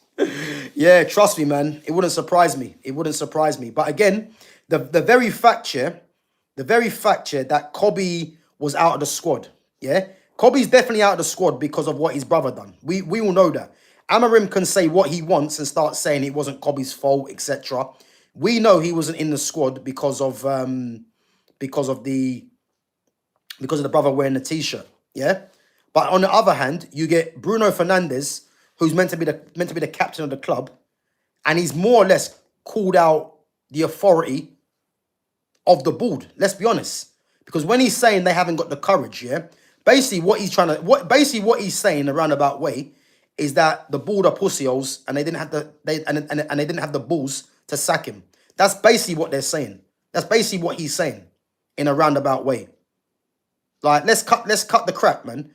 He's basically saying, Bruno, the board haven't got the balls to the board of pussyholes. They haven't got the balls to sack him, to get rid of him. That's it. You know what I mean? But yet he's still in the squad and he still plays. Ridiculous, man. Villa wasn't good, to be honest. Neither were we. The better manager got their team over the line. Morgan Rogers on smoke, though. Can't disagree with that. Unai Emery is a top manager. And again, to think that, you know, we're going to bring it back to Arsenal, yeah? And I know Arsenal won yesterday. Again, Arsenal will be looking at it thinking we got 3 points, yeah? I'm telling you this now. There's another beating round the corner for Arsenal. Another beating round the corner. Because they're getting through games, luckily. Because let's face it, yesterday's game against Everton, for me, it should have ended a draw, because Everton should have got a penalty. Because there's no doubt in that William Saliba kicked Tiano Barry's foot. That was definitely a penalty. But again, you have to ride your luck. But that was definitely a penalty. And again, just look at Arsenal's last couple of games. Yeah, they scraped through against a poor Wolves team 2-1. You know, for an own goal, and they won the game yesterday for a penalty. But really and truly, you know, Everton should have had a penalty as well. So again, they've got a beating round the corner. But just think that Villa under Unai Emery have won 10 games in a row, and they're 3 points behind Arsenal. Imagine what Emery would be doing with Arsenal if he had the money that Arteta was given. You know, it's going to be an uncomfortable conversation, but it's the truth. Nothing to take from today other than what a player Morgan Rogers is. This top player, man. Top player.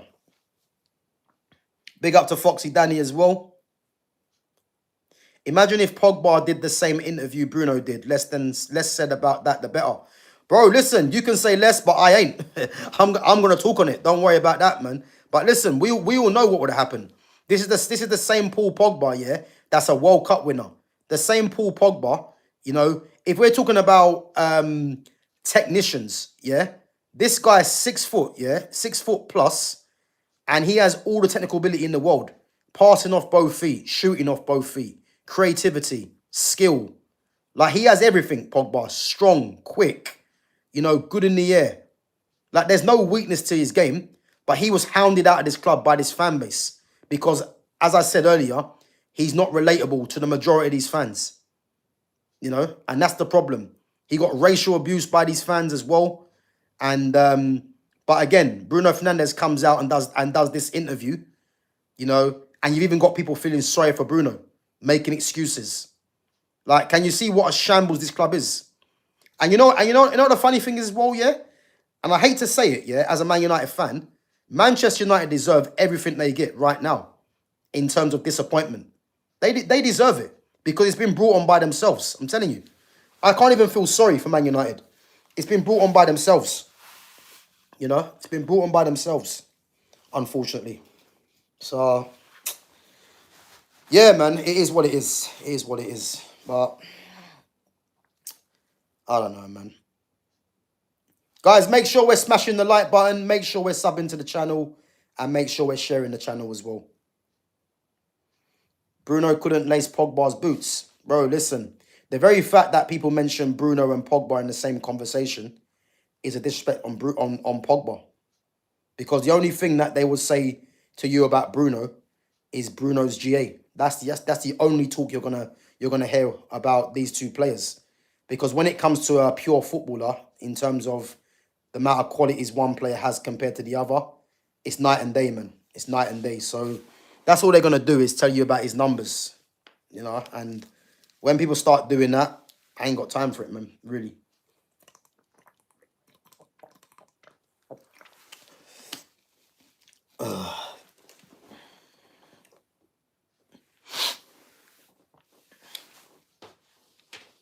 Oh yeah, guys, we're gonna be live on Christmas Day as well. Just to let you guys know, we're gonna do a sports Q&A on Christmas Day. Probably do that at 8 o'clock. So again, I'll be putting that up on the channel anyway. So just check the notifications. But yeah, we're gonna do a sports Q&A again on Christmas Day. So again, it's your questions for me, guys. So any questions you guys might have for me, you know, it can be anything. It can be anything sport related. You know, even if it's, you know, real life, you know what I mean? So it's your chance to ask me,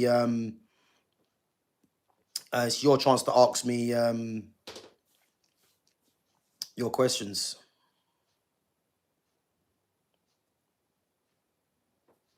So Ineos are to blame for not getting rid of the Deadwood players who have been stealing a living.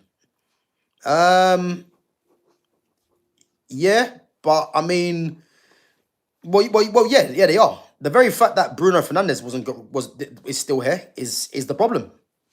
I mean, how, like, the thing is, I don't even want to talk about it yet. But how Bruno Fernandes is still here is ridiculous, in considering that there was a massive offer from Saudi, and he's still here.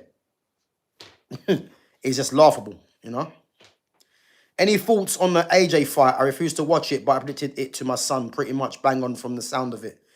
I have to be honest, yeah. I have to be honest, yeah.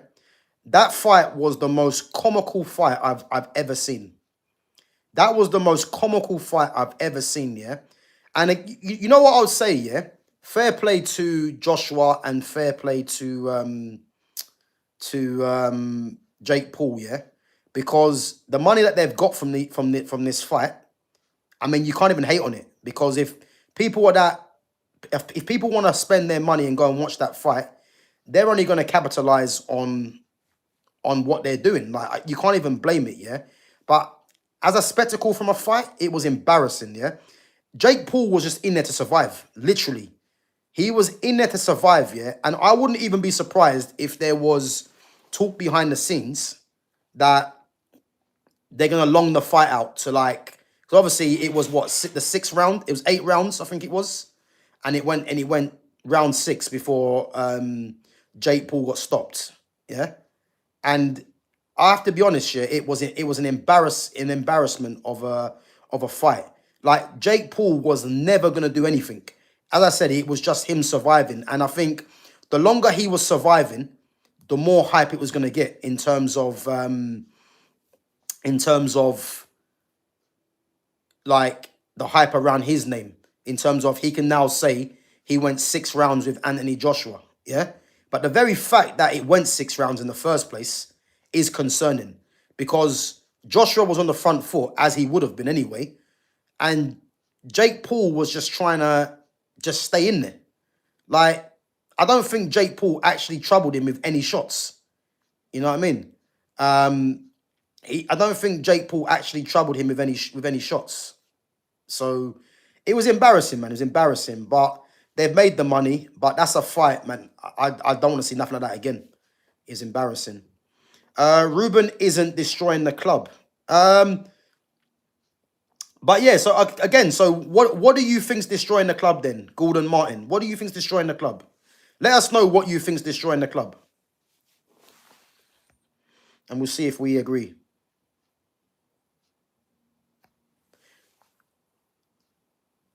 God forbid Manu wants a loan rather than being sat on the bench to rot. He's petulant, academy hype. What has he done? No one is bigger than the club. Yet Amarim can trash academy players. I don't understand that. Who's petulant? Who Mojo King? Who's petulant? Amarim or Kobe? You talking about?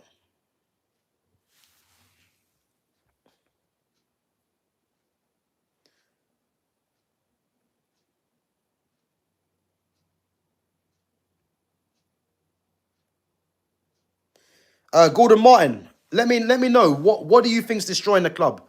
Because you reckon Amarim's not destroying the club. So what do you think is destroying the club?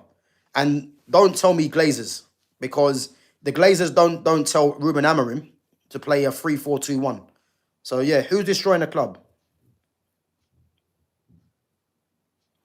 Yeah, but Niche fan, listen, you can't even blame Jake Paul, man. Jake Paul's just capitalizing, yeah, on what he's doing. Like, you can't hate on Jake Paul.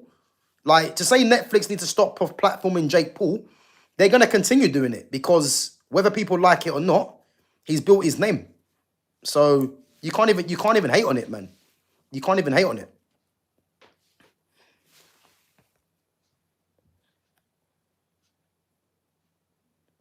Yeah, but that was a poor.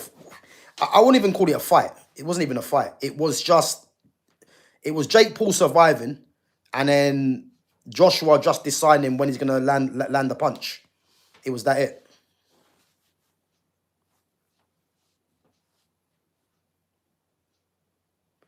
Sackness asked Amarim, and now we got Bruno injured. For fuck's sake. It's a blessing in disguise. Bruno's injured. Blessing in disguise. Again, I don't wish injury on anyone, but it serves Amarim right, because could Bruno be injured because he's been overplayed? That's the thing. So, formation shifts during match. People are using formation, but it's a false theory. I think United can't attract talent anymore. Amarim was given a level that he's at. Okay, so let's break this down, yeah? Let's break this down. And big up for your comment as well, yeah? So you're saying formation shifts during match. What's that? Okay, so if the formation shifts during the match, yeah? Are you saying the formation shouldn't shift during the match?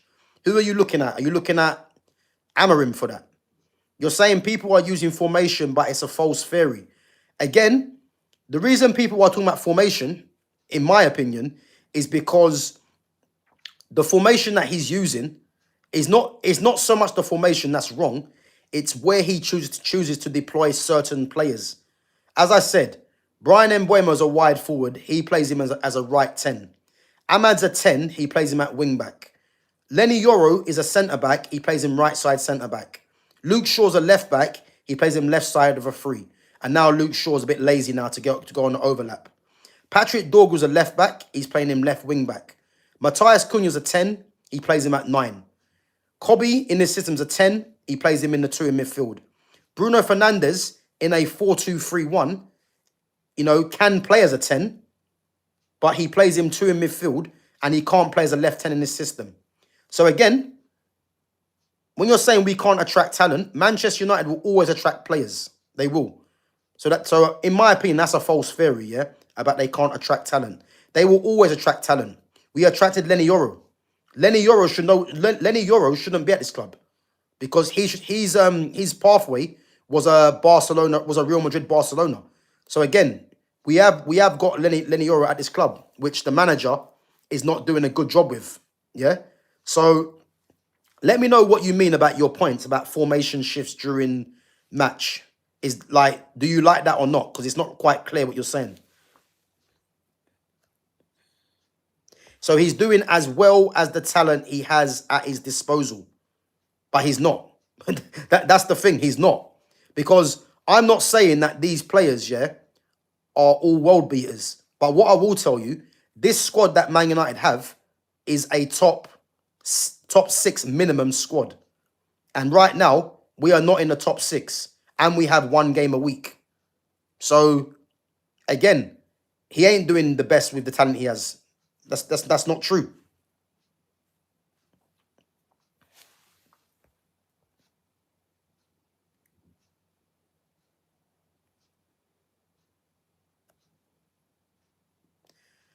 So football is not a static sport. The formation shifts after 5 seconds. I think they are in a 7th place squad. But Gordon Martin, again, I've asked you to explain what you mean, and you've just bypassed it. So you're saying about the formation shifts. Are you saying that's a good thing or a bad thing? It doesn't make sense what you're saying. You're saying the formation shifts after 5 seconds. What does that have to do with it's not Amarin's fault? Make your points clear, because it's not clear. Why can Crystal Palace use the same formation and do well? Again, great question. And I'll tell you the answer. Because Oliver Glasner is better than Ruben Amorim. That's the point. You just proved your point. You've just told me, yeah? You just told me that he's doing best with the talent that he has at his disposal, yeah? Would you say Man United players, as a collective, are more talented than Palace's players? Because they are. But why is it that Glasner can get his team functioning and Amorim can't? Because the answer is Amorim's not that good. And Glasner's a top coach. There's your answer.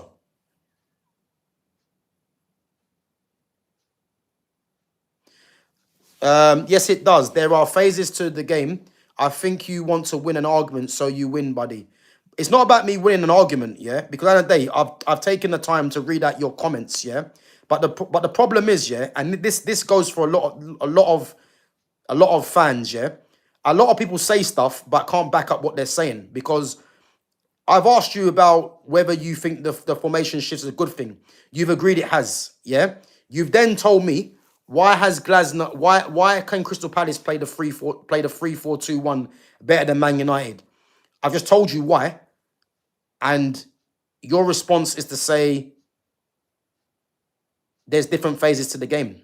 You're not making sense what you're saying, really, you know? You're not making sense. Doesn't make sense. You say you think United are a 7th place squad.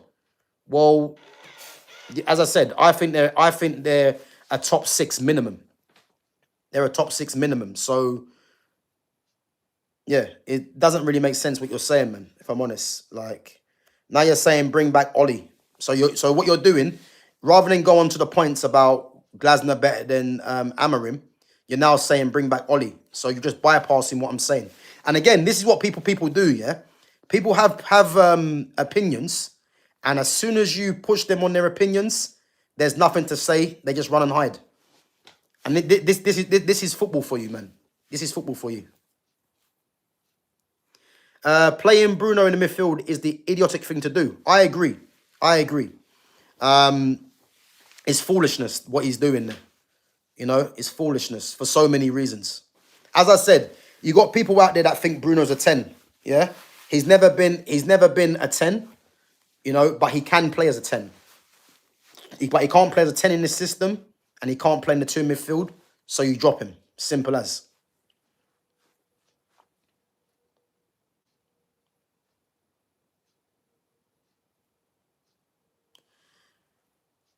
Right, so if when I speak it makes no sense, then let's agree to disagree. If when I speak of phases of the game and you don't understand, then how can I help you understand?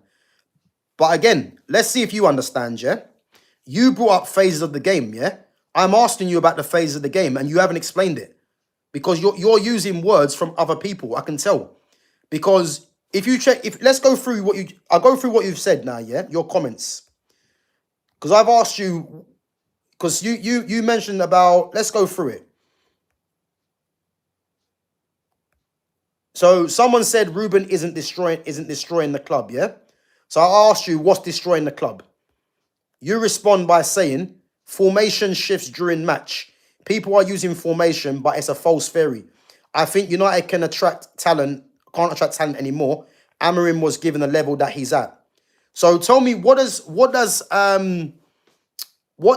formation shifts during the match have to do with if Amarim's good or not? Like, can you understand what you're saying? Like, I'm just going off what you said, yeah? What does formation shift have to do if Amarim's good or not? Then you start saying he's doing as well as the talent he has at his disposal. You've actually agreed with me that really Man United should be a top 7, top 6 team, yeah? Then you said football is not a static sport. The formation shifts after 5 seconds. Again, what does that have to do with if Amarim's good or not? You're bypassing what I'm saying to make up stuff. Then you say, why can Palace use the same formation and do well? Because Glasner is a better manager, a better coach. Yeah? Then you says, yes, it does. There are phases to the game. Tell me the phases of the game. Because I think what you're doing, all you're doing is putting stuff in there to try and sound smart. But the reality is, I don't think you know what you're talking about. And that's cool. But let's just bypass that anyway. Yeah, Gordon is a waffler. You can tell, man. The thing is, yeah, I think Gordon's come in there just to have his 2 pence and say, but you're coming on to points really that I can tell you've got that from somewhere else, because the whole sentence you're saying doesn't make no sense. I'm actually asking you what are the phases of the game, and you're not actually saying. And no one spoke about phases of the game. You brought phases of the game into this. I'm just asking you, why don't you think it's Amarim's fault? And then you started trying to tell me about the the formation shifts after 5 seconds. But no one asked that. So yeah, it's odd, man. Odd people. But there you go, man. This is the Man United fan base for you. A lot of people think they know what's going on, but they ain't got a clue, man. It's embarrassing. Glasner approaches games differently in comparison to Amarim. Plus, he doesn't play his players out of position. Exactly. If you look at how Glasner plays, yeah, he's got the 2 wing backs in Daniel Munoz and Tyreek Mitchell. Yeah. Then you look at the 2 10s. Even though Ismail Assar is not a 10, but Ismail Assar can play there because he's quite adaptable. Yeah. Because if you remember, Ismail Assar is a winger, but he's playing Ismail Assar as a right 10. And then obviously after Eze went, he's playing Yeremy Pino there. And then you got Mateta or Nketiah as the 9. And there's been times when Nketiah's played as the right 10 as well. Then you got Walton and Daichi Kamada in midfield. The back 3 of Mark Guehi on the left, Maxence Lacroix, and then you've got Chris Richards, right centre-back. So again, he's playing more players in their positions that they're more used to. You know what I mean? And what's beneficial. This Ruben Amorim is playing players out of position. The very first one that no one actually talks about is the fact that he's playing Brian Mbeumo as a right 10. People will actually think that Mbeumo's playing in his position, but he's not. Because playing as a right 10 and playing as a wide forward, it's a different game out there. It's a fact. But again, Fitz, big up my guy, yeah? This is what people do, yeah? It's what people do. And this is why it's good to know that I'm on the right side. Good to know you're on the right side of the fence, yeah? Because what people do is that they come onto people's channels, say a lot of stuff which they ain't got a clue what they're talking about, and as soon as you ask them for the response, they run and hide. And this is a life lesson, you know. This is what people do. You know, people are not good under pressure because, as I said, I'm not saying I'm no expert, yeah.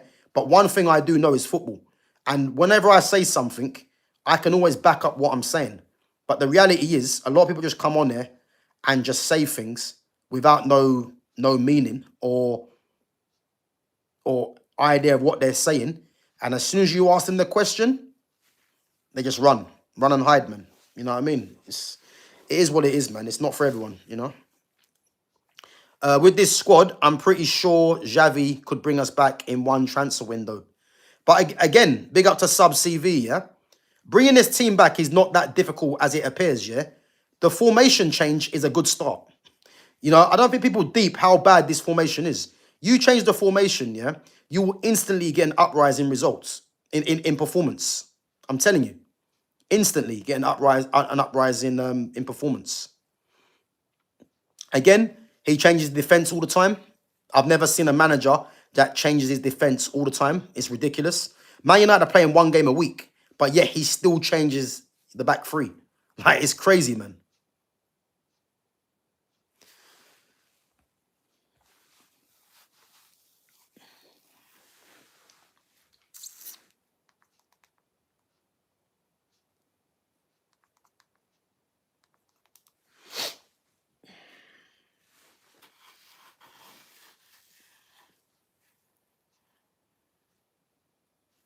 What's your stance on the manager? My stance is that he's an absolute disgrace, Ruben Amorim. Absolute disgrace for so many reasons. And obviously, I know you're a newcomer onto the channel, but this man just should have been gone last season.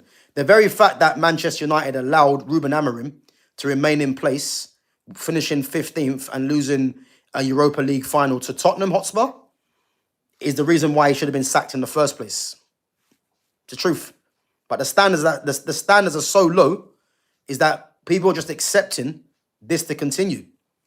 You know, this is a manager that has, I think, 13 or 14 wins in 12 months. You see what I mean? Like this is where Man United are now. You know, there's so many reasons as to why. Yeah, there's so many reasons as to why this manager has to go, man.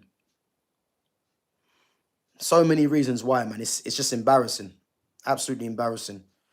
But who would you play at centre back in a back four? So for what's available right now, just go and play Lenny Yoro and Aiden Heaven. It's that simple. Let Aiden Heaven's left-footed, Lenny Yoro's right-footed. Lenny Yoro doesn't want to play the right side of the three. He doesn't. But this manager is continuing with this system. And then when Lenny Yoro, you know, doesn't put in a good performance, he's now being questioned. To think that we're questioning a guy that should have really been at Real Madrid is laughable. You know what I mean? So again, you play a back four with what's available now, Lenny Yoro, Aiden Heaven. When De Ligt is back, De Ligt and Yoro, you know. Obviously, I prefer, you know, natural-sided players on that side. And obviously, De Ligt and Yoro are both right-footed. But De Ligt and Yoro would be the preferred partnership. But if you want to throw Heaven in there as well, to play with either De Ligt or with Yoro, whoever, then that's what it should be. It's that simple. Like, football is not a complicated game. At this moment in time, the game's being complicated by idiots. That's all it is. Ruben Amorim thinks he's cleverer than football. You know what I mean? By trying to do all these fancy formations and all this other nonsense. At the end of the day, just go and play players in their proper positions and keep it moving. It's that simple. Like, it's just boring now. Boring. Man, you are a shadow of the team they used to be. Yeah, I agree. I agree. But again, I'm not surprised. I'm not surprised. It's been happening for a while, man.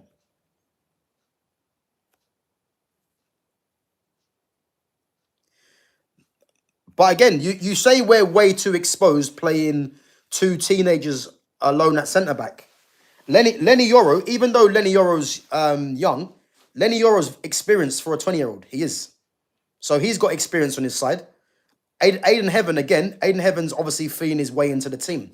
But again, this whole way to expose playing teams alone at centre-back, you're never going to know unless you try it. But one thing I will tell you, yeah, this three at the back ain't helping anyone. Because it's not helping Lenny Yoro. It's not really helping Aiden Heaven. And it's not helping the team. And you see the problem that Man United have now, yeah? The fact that Ahmad's now away at AFCON, when you play Dorgu and you play Dallo, you're naturally playing five at the back. Because Dallo and Dorgu are both fullbacks. So even if he wants to play this system and you've got wingers at wing back, at least you're going to be slightly more attacking. The very fact that he's playing Dorgu now and Dallo is a problem because that means you're now only attacking really with three players because you've only got the front three really because the midfield two are meant to be holding shape. So again, you can see what a problem this system is.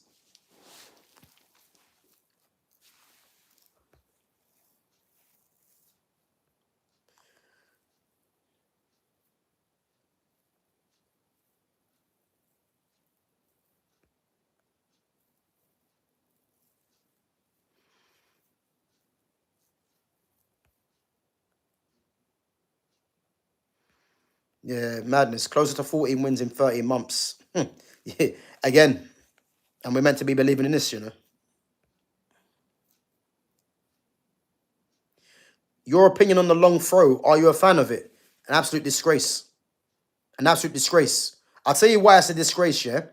To think of the amount of money in football right now, yeah, and the games become about long throws, like this is not getting more, this should be getting more coverage.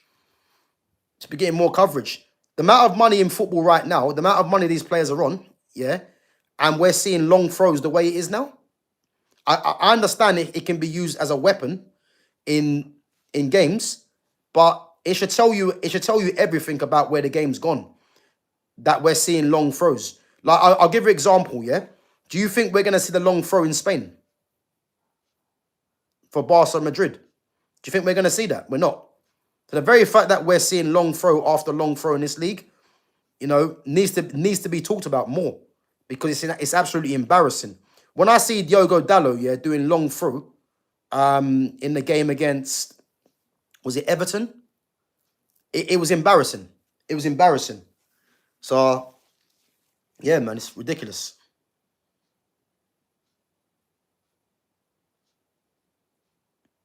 Yeah, listen, Ineos are under pressure as well. 100%, man, they're under pressure because it's unacceptable. It's unacceptable, man, what Ineos are doing right now. At first, I wasn't really onto Ineos because of the signings. But the fact that they've allowed this manager to still continue, and they didn't take it out of Bruno and Amarim's Amarim's hands in regards to Bruno being moved on is a joke, really. I've never seen a supposed top club allow the manager and the captain to dictate whether he stays or not. It's ridiculous, man. Absolutely ridiculous.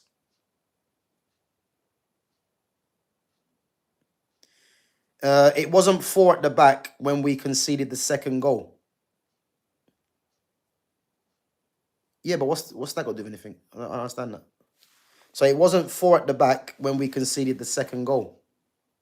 Yeah, but four at the back is the system we should be playing because it gets the majority of your best players in the team. Again, I've said this for time. Man United should be playing a 4-2-3-1. You play a 4-2-3-1. You've got when everyone's available. Obviously, you've got Lemens in goal, Patrick Dorgu at left back, Mazraoui at right back.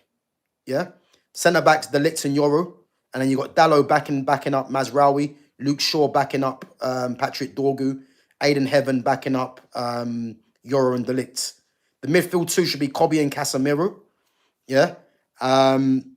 In the 10, I'd play Ahmad in the 10 because Ahmad is a 10 and can play out wide as well. Matthias Cunha on the left, Mbuemo on the right, Joshua Zirkzee is a striker. That's what the team should be. But we're never going to see that under this manager. But that's what the team should be.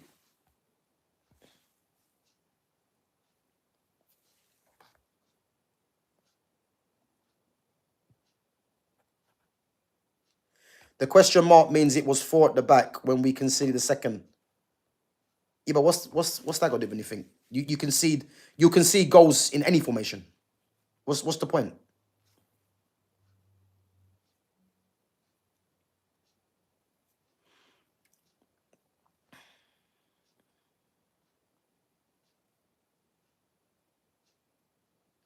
So Sesko needs to play better. All these German players who came to Premier League are, yeah, but Sesko's not German, my guy.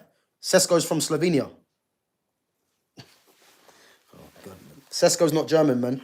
Come on. At least know the player. At least know the player you're criticizing. Come on, man. He's not German.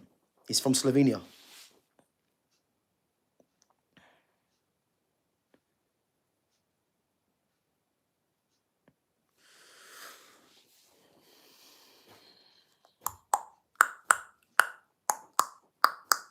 Right, guys, we're gonna go for another couple of minutes and then we're gonna wrap it up.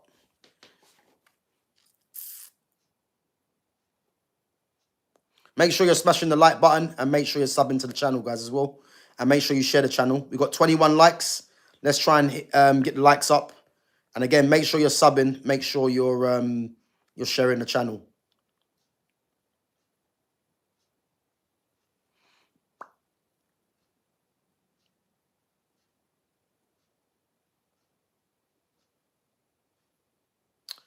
Who you got in AFCON?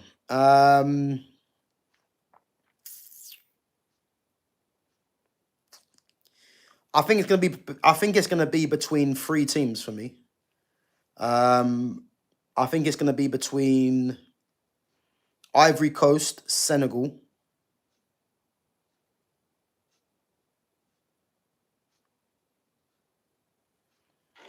and probably Nigeria, I would say. I'm not sure about Algeria because, again, Mahrez, obviously, I don't know. Well, Mahrez is obviously a bit older now, not the peak of his powers. Morocco beat Comoros 1-0. Or they're beating them 1-0. Egypt, I don't think Egypt would do anything. I mean, Egypt got a problem because you got Mo Salah, who's been poor this season, and then you've got Omar Marmoush, who hasn't really been playing. And they're 2 key players. So, I don't know, man.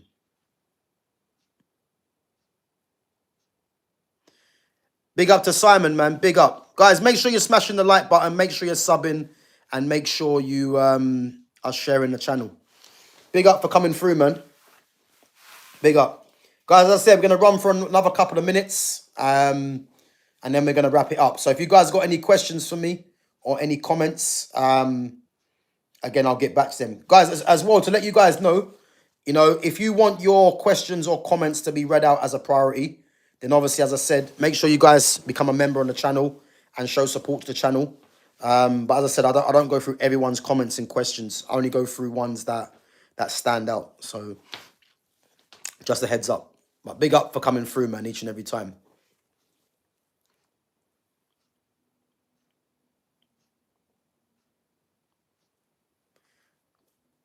Is Onana playing? If he is, then Mbeumo could return quickly.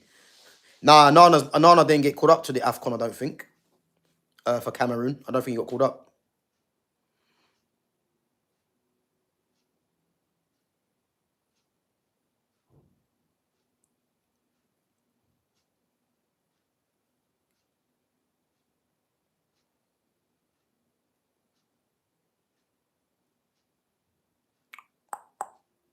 Yeah, Cameroon might have a chance, to be fair. Beleba, Mbeumo.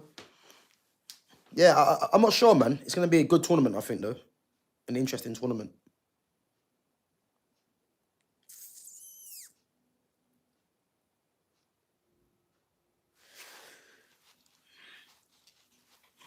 Bro, listen, you see all this intensity, all this stuff needs to stop, man. The 2 goals conceded today were due to lack of intensity. Listen, let's just stop doing that, man. Let's just give credit where credit's due, man. Yes, we can say Lenny Yoro should have shut him down a bit more quicker, but the reality is, it was 2 great finishes from Morgan Rogers. It's that simple. And United had chances, but ultimately we lose another game. Like, all this lack of intensity, This is just excuses for the manager. You know what I mean? It's excuses. You can say Lenny Yoro should have got out to him quicker. I get it, but it's not. It's not because of the intensity why we lost the game. We lost the game because we're not good enough. That's as simple as that. Can we beat Newcastle on Boxing Day? I mean, personally, it's going to be a tough game, but I don't think we beat Newcastle. I think the best we can hope for is a draw. And I truly mean that. Because Newcastle lost to Sunderland, drew with Chelsea. You know, I think they're going to definitely not wanting to drop points at United. And again, United's last games at home is concerning. Again, if you look at United's last 3 games at home, yeah, has been to West Ham, well, Everton, West Ham. Who was it? Everton, West Ham. Yeah, Everton, West Ham, and Bournemouth. That's been United's last 3 home games. United haven't won 1 game. They've conceded 6 goals and scored 4. So, again, I'm not confident against a Newcastle team that are only... I think Newcastle might even be 3 points behind. And if Newcastle win, they go ahead of United. So, yeah. Yeah, I agree. Newcastle do use Walter Marder better than they use Sesko. I agree. But again, man, it's one of them things for me that Joshua Zirkzee should be starting. He should. Big up to Exedra. Big up, my guy. Big up, man.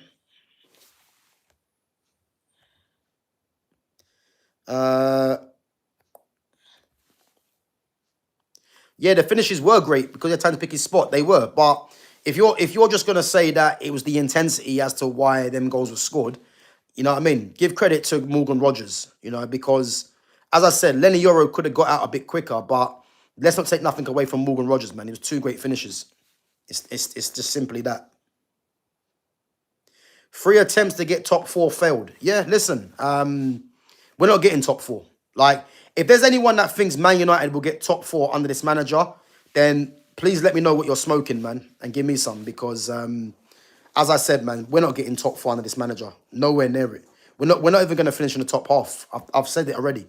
As if this manager somehow, and again, I'm saying somehow because I personally don't think he's got long left. But if he was to somehow survive the whole season, we will not finish in the top half. I promise you. Because all you got to look at now is the league table. And just go and have a look at the teams we've beaten. Yeah? The teams that Man United have beaten this season. Barca beat Villarreal 2-0. Yeah. The games that Man United have won this season, yeah, they've been very fortunate. Whether it's been a sending off, you know, whether it's been a sending off or whether it's been a last-minute goal or a dubious decision, whatever. The only games I can say that United have comfortably won was the Sunderland game and the Wolves game. And that's because Wolves are shit and Sunderland at home, you know what I mean, newly promoted team, whatever. But just go and have a look, yeah, at the results that United have won and just tell me, really, if it's been comfortable. And as I said, the league table, I'm not even sure what the points total now. United are on 26 points, yeah? But as I mentioned earlier, you go all the way down to Fulham, yeah? Fulham playing Forest tomorrow, I think someone said, yeah? Fulham are on 20 points. And if Fulham are 15th, yeah? If Fulham beat Forest, they're 3 points behind United, and then United go and play Newcastle, and then I'm not sure if Fulham play. And if Fulham win that game, they're level on points, and they're in 15th. So, as I said to you, Man United, if they stick with this manager any longer, it's going to get worse. I'm telling you.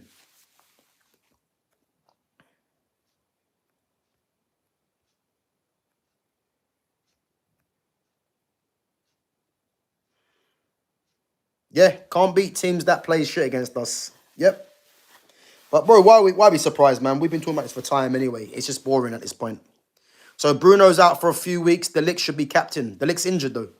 And guys, who was captain in the second half when Bruno came off? Was it Luke Shaw? Because I didn't even see who got the armband. Was it Luke Shaw that was captain when Bruno went off?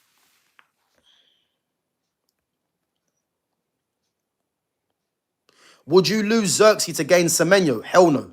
Hell no.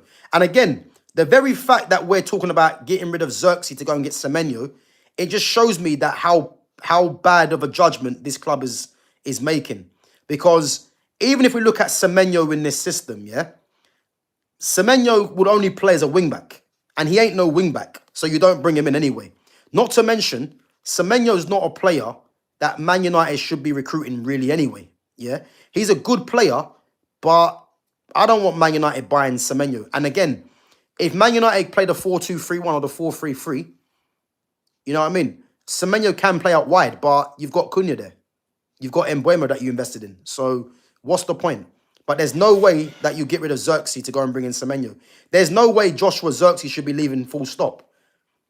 Joshua Xerxes is just being unfortunate because the managers he's dealing with are absolute losers in Ten Hag and Ruben Amorim. If you go and get a technician of a manager, a technical manager that wants to play the most talented players and the best players, you watch how Xerxes will thrive. But unfortunately for Xerxes, he's been under 2 terrorist managers. That's the actual truth. You know what I mean? It's crazy, man. And look at that. Sancho was ineligible to play today as well. You know? And there's people that were hounding out Sancho. Yeah, man. Ridiculous. Ridiculous.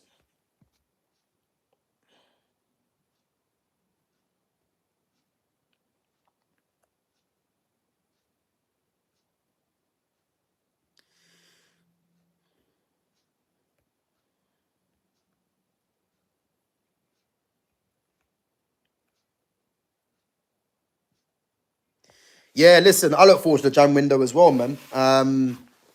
I just can't wait till the Jan window opens because I want to see what's happening. Because as I said to you, this manager hasn't got long for me. They need to remove this manager. Simple as. Simple as, man.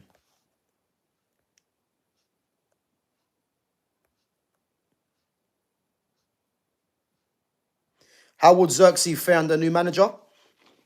Very well. Very well, in my opinion. As I said to you, he just needs a manager. Yeah. If he had an Oliver Glasner would play him. Iraola would play him. Any manager that wants to play the right way would play Joshua Xerxes. He's just been unfortunate that he's been under 2 managers, yeah, that are more interested in playing without the ball than with it. And that will never sit right with me, man. That's the problem. So it's crazy, man. Absolutely crazy. Absolutely crazy, man. But guys, listen up. We're gonna wrap it up anyway. Been going for a little while. Bayern beat Heidenheim 4-0. Going 9 points to clear the top. Yeah, Stanisic released Diaz Kane. Yeah, man. Guys, we're gonna wrap it up anyway. But we're gonna be back tomorrow for the usual stream at 5:30. So yeah, make sure, guys, you come through at 5:30 tomorrow with myself, Fitz, and with Jonas. Obviously, Jonas, Liverpool fan. So we're gonna obviously discuss Liverpool, talk a bit more on Man United, and discuss all the weekend football as well. And then, as I said, on Tuesday, hasn't been decided yet, but I'm trying to get a team called B2R Sports. I'm trying to get their guy on the channel on Tuesday. Again, if you guys haven't heard of B2R Sports, again, these guys have played against 5 guys in 5-a-side and against SC Dons. So obviously we played against them the other day in a tournament, and which they beat us. So good game. But as I said, I want to get him on. He's going to come on the channel, and we're going to discuss the performance against their team, and some obviously Man United news, as he's a Man United fan as well. So yeah, make sure you guys come through, man.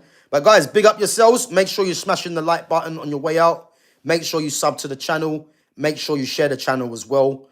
And as I said, make sure you guys come through tomorrow at 5:30 and obviously show the channel some support. And as I said, yeah, make sure you make sure you come through on a Tuesday as well. But again, check out my notifications to see when I go live. And as I said, I'll definitely be doing a stream on Christmas Day as well. Most probably at 8 o'clock. But yeah, I'll be scheduling that, and you guys can check the notifications to see when I'm gonna go live. So big up. And also I was gonna say, that's something I was gonna say.